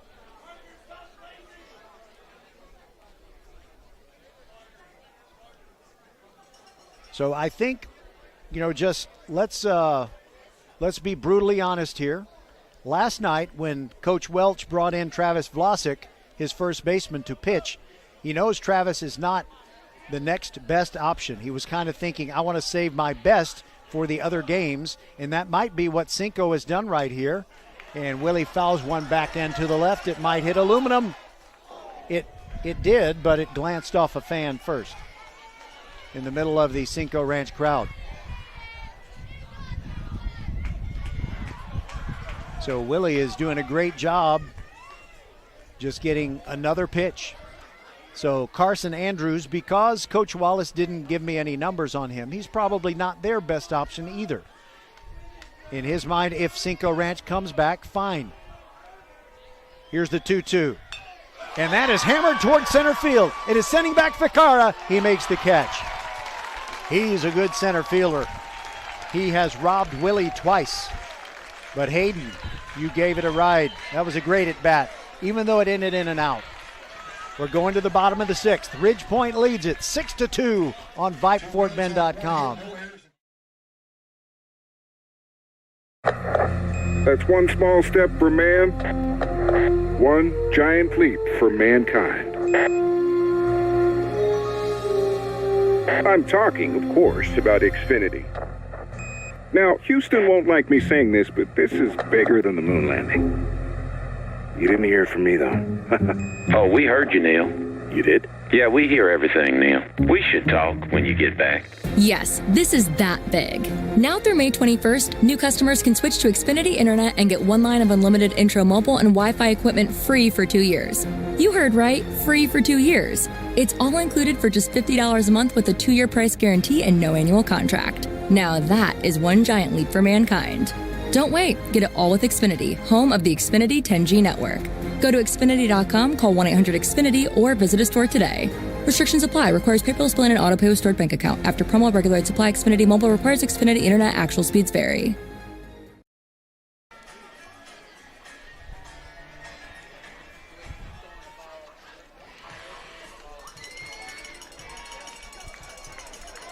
Back at the top of the lineup for the Cougars, the shortstop, number 4, Brock DeYoung. All right, shortstop Brock DeYoung leads off the bottom of the 6th. McKernan brings the first pitch, a backdoor slider, called strike, 0-1. DeYoung has struck out and put down a sacrifice bunt. McKernan rocks and brings the 0-1, trying for that corner but missed, and it's 1-1. Brock DeYoung coming into this series, .396 for the season to lead the team. That's his batting average. The 1-1 is upstairs, 2-1.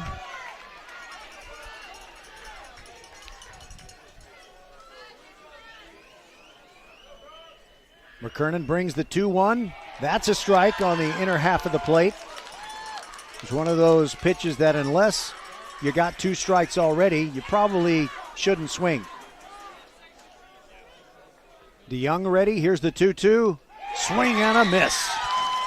A half a dozen strikeouts for McKernan and 1 away. And 1/3 of his strikeouts have been against DeYoung. Now Lucas Franco. He's 0 for 2 with a strikeout. But he did hit it hard towards center field, and Willie made a great catch. First pitch to the lefty, Lucas Franco, inside for ball 1.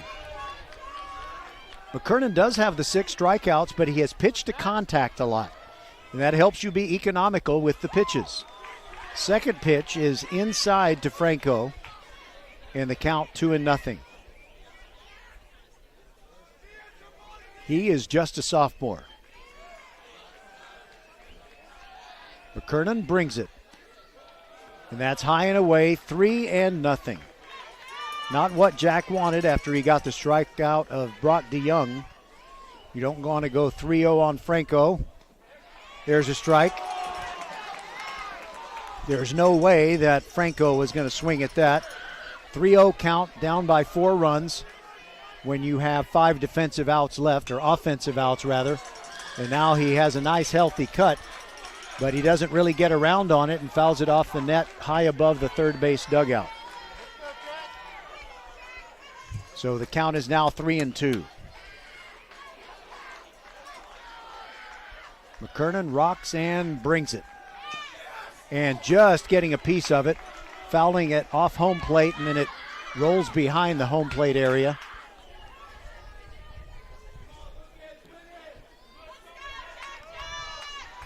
Gavin Rutherford comes out of the on-deck circle to pick up that stray ball. We'll have another payoff pitch.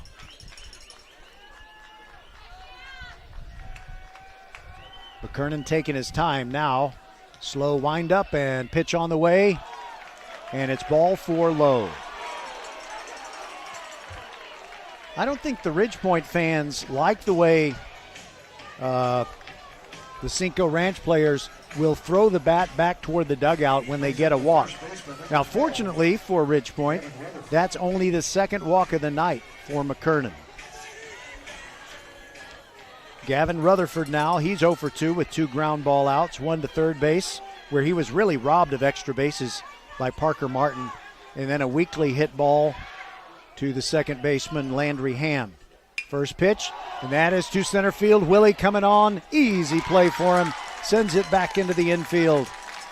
One pitch to retire Rutherford, who hit it pretty good, but Willie just makes so many good reads out there, and he can really cover a lot of ground when the ball's in the air. The designated hitter, number 23. 2 away, Logan Sosol. with Franco still at first base and Logan Sosolick the DH. He is the cleanup hitter, standing in. He walked and scored in the second. Came in on that home run by Charlie Atkinson, and then he singled again in the fourth, but he was erased on a double play. McKernan brings it. Just missed the outside corner with the sweeper away from Sosolick. Sosolick with a very kinetic bat prior to the swing, and that pitch is way outside. Kennett does a good job flagging it down, and McKernan's cap comes off, and Kennett gets time to go out there and talk to him. 2-0 the count on Sosolick.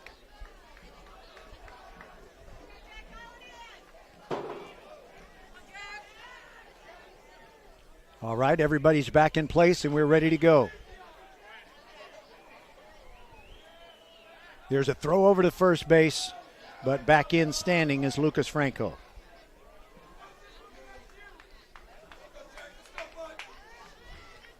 Slightly open stance from the left-handed box for Sosolick. Pitch on the way. Just missed the outside corner, and it's 3-0. Second time in this inning, McKernan has gone to a 3-0 count.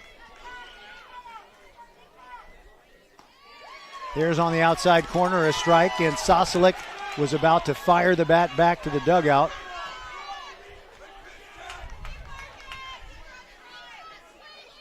McKernan ready to bring the 3-1, and that's a single into left field. McCormick gets it back in quickly, so 2 runners on for Cinco Ranch. Franco moves over to second, that's as far as he goes. And now Charlie Atkinson. And he's done something really great for his team, the 2-run homer for all the runs by the Cougars. But he also hit into a double play in the fourth. Parker Martin is saying something to J.J. Kennett. By the way, one thing about this ballpark, at Langham Creek, it's in a neighborhood. You can talk to each other a lot easier. Sweeper moving in on Atkinson, the right-handed hitter, and it's strike 1. So at Jersey Village for the 2 games against Lamar, the highway sounds are so loud, the players couldn't really talk across the infield to each other. Here's the 0-1. Swing and a miss. Atkinson is down 0-2.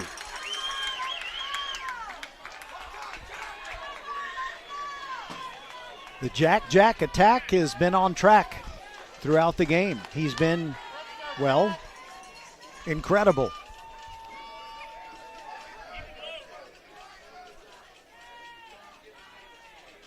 Here's the 0-2. Way outside. Kennett does a great job coming out of his crouch, extending the left arm to backhand the ball in the air. 1-2 on Charlie Atkinson.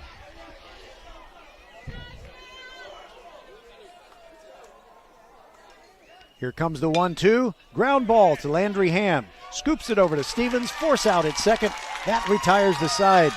Cinco gets 2 walks, but they leave both of those runners on, and it is 6-2 Ridgepoint as we go to the 7th on VypeFortBend.com. A game without a crowd is just a scrimmage. A performance without an audience is just a rehearsal. Without your presence, high school sports and the performing arts aren't possible. Ensure that these essential extracurricular activities continue to enrich the lives of students in Texas. Purchase a ticket to your local high school's game or performance. This message presented by the UIL and the Texas High School Athletic Directors Association.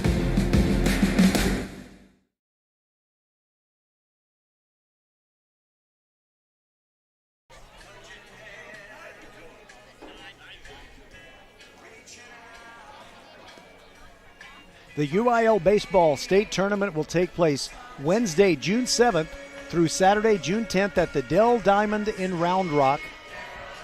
Except for Class 4A. Class 4A games will take place at UFCU Dish Falk Field at the University of Texas at Austin. Tickets now available for purchase at uiltexas.org/baseball/state. By the way, Jack McKernan, a sophomore, says he's going to UT.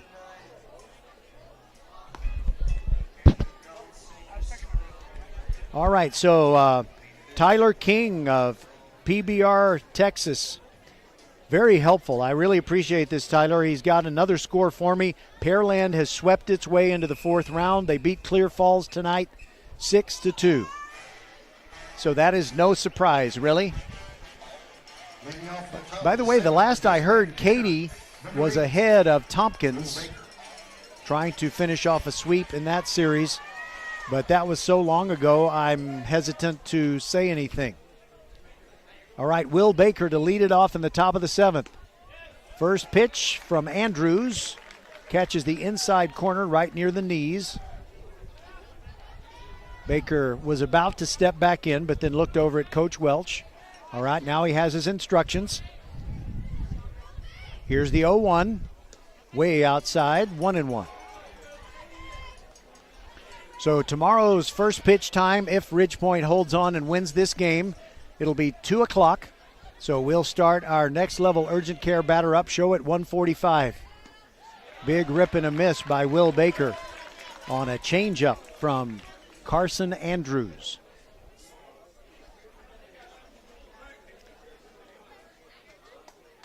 Here's the 1-2, and a line drive, but right at the shortstop, DeYoung, one away. I started to say one out and one away at the same time. By the way, looking back at 2021 when these two teams played a one-gamer in the bi-district round, lost by Ridgepoint, it was one of the most forgettable, horrible nights in Ridgepoint baseball history. They haven't really had many of those. But it was a terrible night for me as well, as Owen Ferris stands in with one out and the base is empty. Andrews rocks in, brings it down and away for ball one. You see at Cinco Ranch they have a very nice ball field, but they don't have a big enough press box for me to set up there, and there was no outlet that even my two very long cords could reach, as the pitch bounces in for ball two to Ferris. So I went on battery power. I had no choice. I even went out there the day before to check it out. And my battery power ran out. And while my battery power was out, I think Gavin Rutherford hit a home run, or maybe my laptop battery had not yet died when they took that they tied the game at 6. 3-0 the count, by the way, on Ferris. Andrews throws a strike on the outside corner. Ferris takes a half step toward first, but very respectfully waits to hear Mr. Pratt, the umpire, say that it was a strike. 3-1 the count.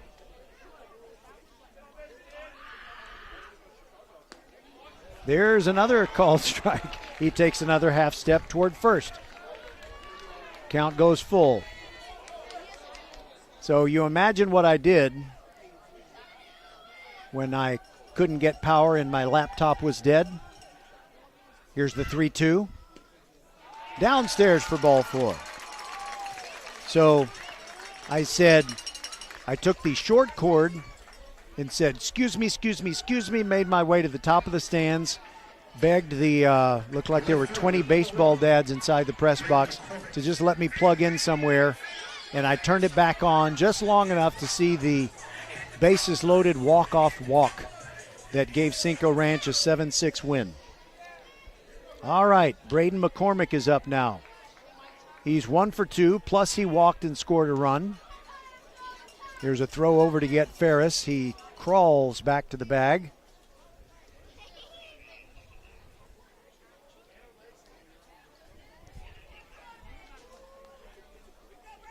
See if Braden can really lash one into the outfield. Here's the first pitch. Down and in.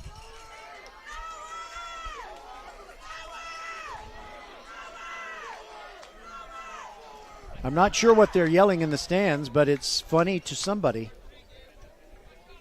I'm sure it's very creative and clever. All right, here's the 1-0, but no, it's a throw over to first base, and Ferris is back to the bag. Landry Ham waits to bat next. The Panthers have responded so beautifully. They were down 2-0 after 2 full innings. They got a run back in the following half inning. Swing and a miss by McCormick. The count is 1-1. So Ridge Point scored 1 in the third to cut the lead in half. They scored 3 in the fourth to take a 4-2 lead. They added 2 in the top of the sixth. They lead 6-2, and here we are in the seventh. And that is a high pop-up. And that is going to the right side of the infield. Rutherford in fair territory. Drops it! Oh, my goodness, but they're going to get an out at second. Or they're not. The throw was high. Rutherford threw it to Castillo, or rather DeYoung, but the throw was high. You know, DeYoung is being a good leader, and he's tapping himself on the chest saying, my bad. I guess my bad because he really wasn't as close to the bag as he needed to be. But you see, Ferris was in no man's land. The ball is up in the air. That ball was almost a Paula Abdul, straight up, but it started twisting as it came down. And so there are runners at first and second with 1 out. And now here is Ham. First pitch in there for a strike. All right, we got a final score as the Tomball Cougars have come back to beat the Woodlands 4-3. So that forces a game 3 tomorrow. So the Highlanders are in some trouble. They blew that 3-1 lead and lose 4-3. Backdoor slider catches the outside corner, 0-2 on Ham. So I guess we got to go E3 to allow McCormick to reach. And a wild throw to second kept them from getting a force out. That pitch is down and away. 1-2 to Landry Ham, and I think he was starting to walk back to the dugout. I think maybe he thought that was a strike.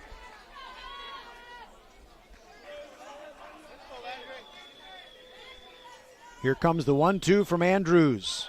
Big looping breaking ball, and it's high and what? I didn't hear a strike call. I didn't see a strike call, but Landry Ham is going to the dugout. He's out. Okay.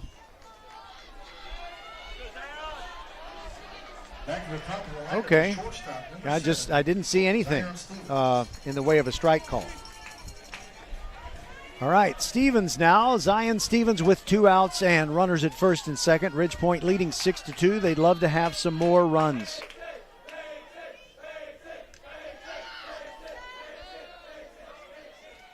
Andrews brings it. Stevens looks at a curve, and it's in there at the knees. A very nice pitch by Carson Andrews. Ridge Point fans thought it was low, and they have a view from the side, so I think I'm in a position to say that was at the knees. Good call. Here's the 0-1. And that is high in the air, short right field. Going out is Rutherford, and it's the second baseman, Castillo, who makes the play. So Ridge Point makes some noise, but they leave 2 and don't score. We go to the bottom of the seventh. They lead it by a score of 6-2, and Jack McKernan will be headed to the hill again. We'll be back on VypeFortBend.com.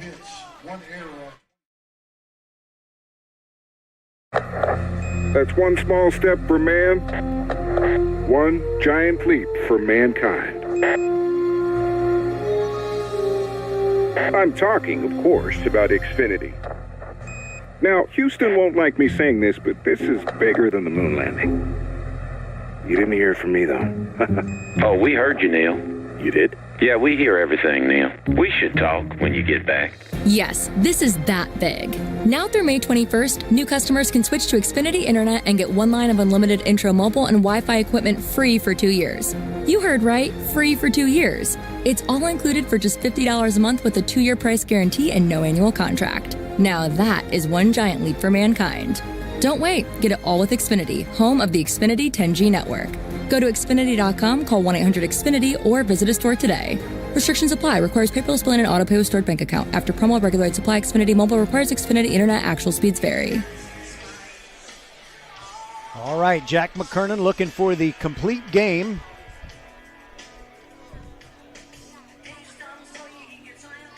And so, let's see, Charlie Atkinson made the last out in the bottom of the 6th, and so it'll be the 6, 7, 8 hitters due: Connor Ficara, Rainier Castillo, and Paul Acosta.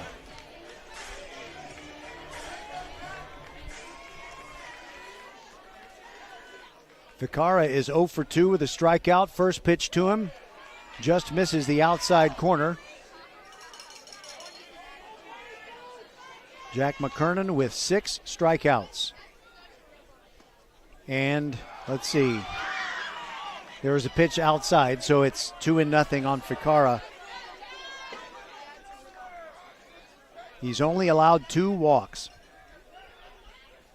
Next pitch to Ficara, strike on the outside corner, 2-1.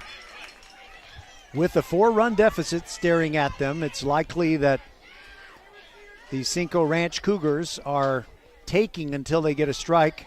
Here's another one, 2-2.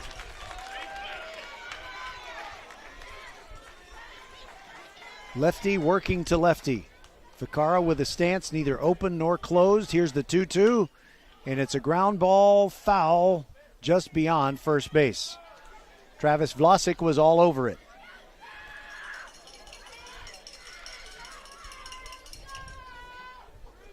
How about those Tomball Cougars? They're probably going nuts.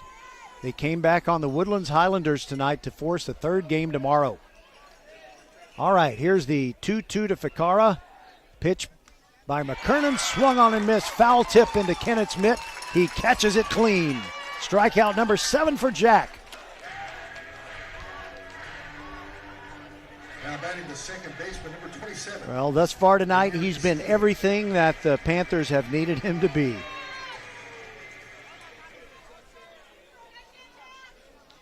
Now it is Rainier Castillo. He's 0 for 2. A ground ball back to McKernan and 1 to the shortstop. Pitch down and in. I saw Jack as he was walking from the restroom to the dugout earlier tonight. Here's the 1-0 pitch. Fouled out of play and to the right. And I was up on the press box landing, and I just said 3 words to him. I said, "You the man." Well, he has been the man tonight. 2 outs away from a berth in Game 3. There's another pitch where Castillo couldn't really get around on it, and he shoots it the other way foul. 1-2.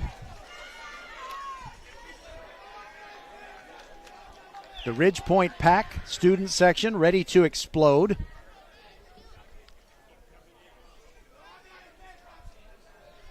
A Despacito windup and the pitch. Ooh, very tantalizing to swing at or to call a strike, but it's a ball and it's 2-2. Jack winds and brings it. That's upstairs, and he goes to a 3-2 count on Rainier Castillo. Another one of those players that was in the lineup for Cinco Ranch back in 2021. Paul Acosta waiting to bat next. Here's the pitch. Swing and a miss. Strikeout number 8, and there are 2 away. The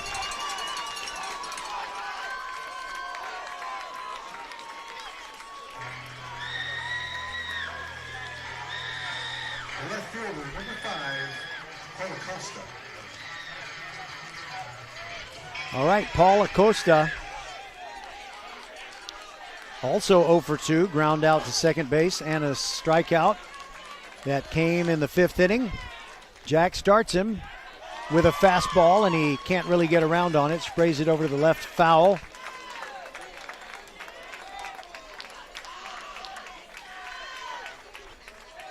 Waiting a moment for stray baseballs that have been retrieved to come in from the Cinco Ranch dugout.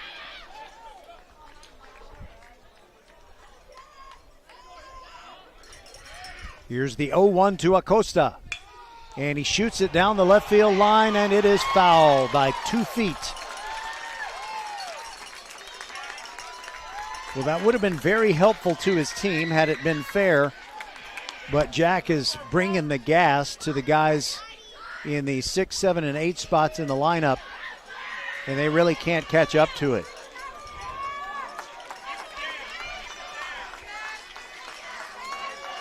All right, Acosta crowding the plate from the left-handed box. 1 strike away are the Panthers. McKernan's windup begins. Here comes the 0-2. And it's a tapper back to McKernan. He turns, throws to Vlasic in time. Game over. Ridgepoint wins game 2, and there will be a game 3 tomorrow.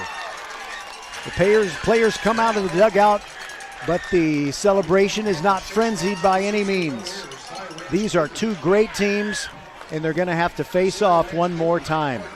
So they line up and come across the diamond to shake hands. Great respect, great sportsmanship.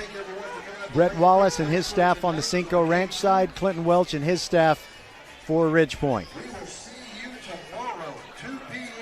We'll be back with the totals after this on VypeFortBend.com. Hello, I'm Gary Horn with Horn Solutions. We agree with energy analysts that the energy market has stabilized.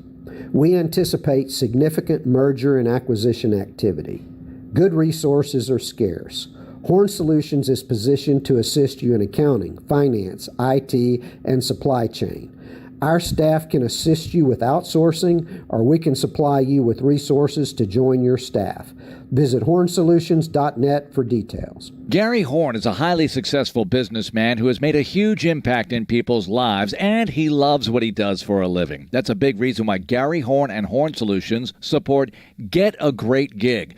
Get a Great Gig is a free job search consultation service that will help you find a job you love, whether it's to make more money or get personal fulfillment in the career of your choice. Email them at getagreatgig@gmail.com or on Twitter at getgreatgigs. Archer Volkswagen showroom is open, and our team's excited to help you. Visit our sales department Monday through Saturday from 9 a.m. to 9 p.m.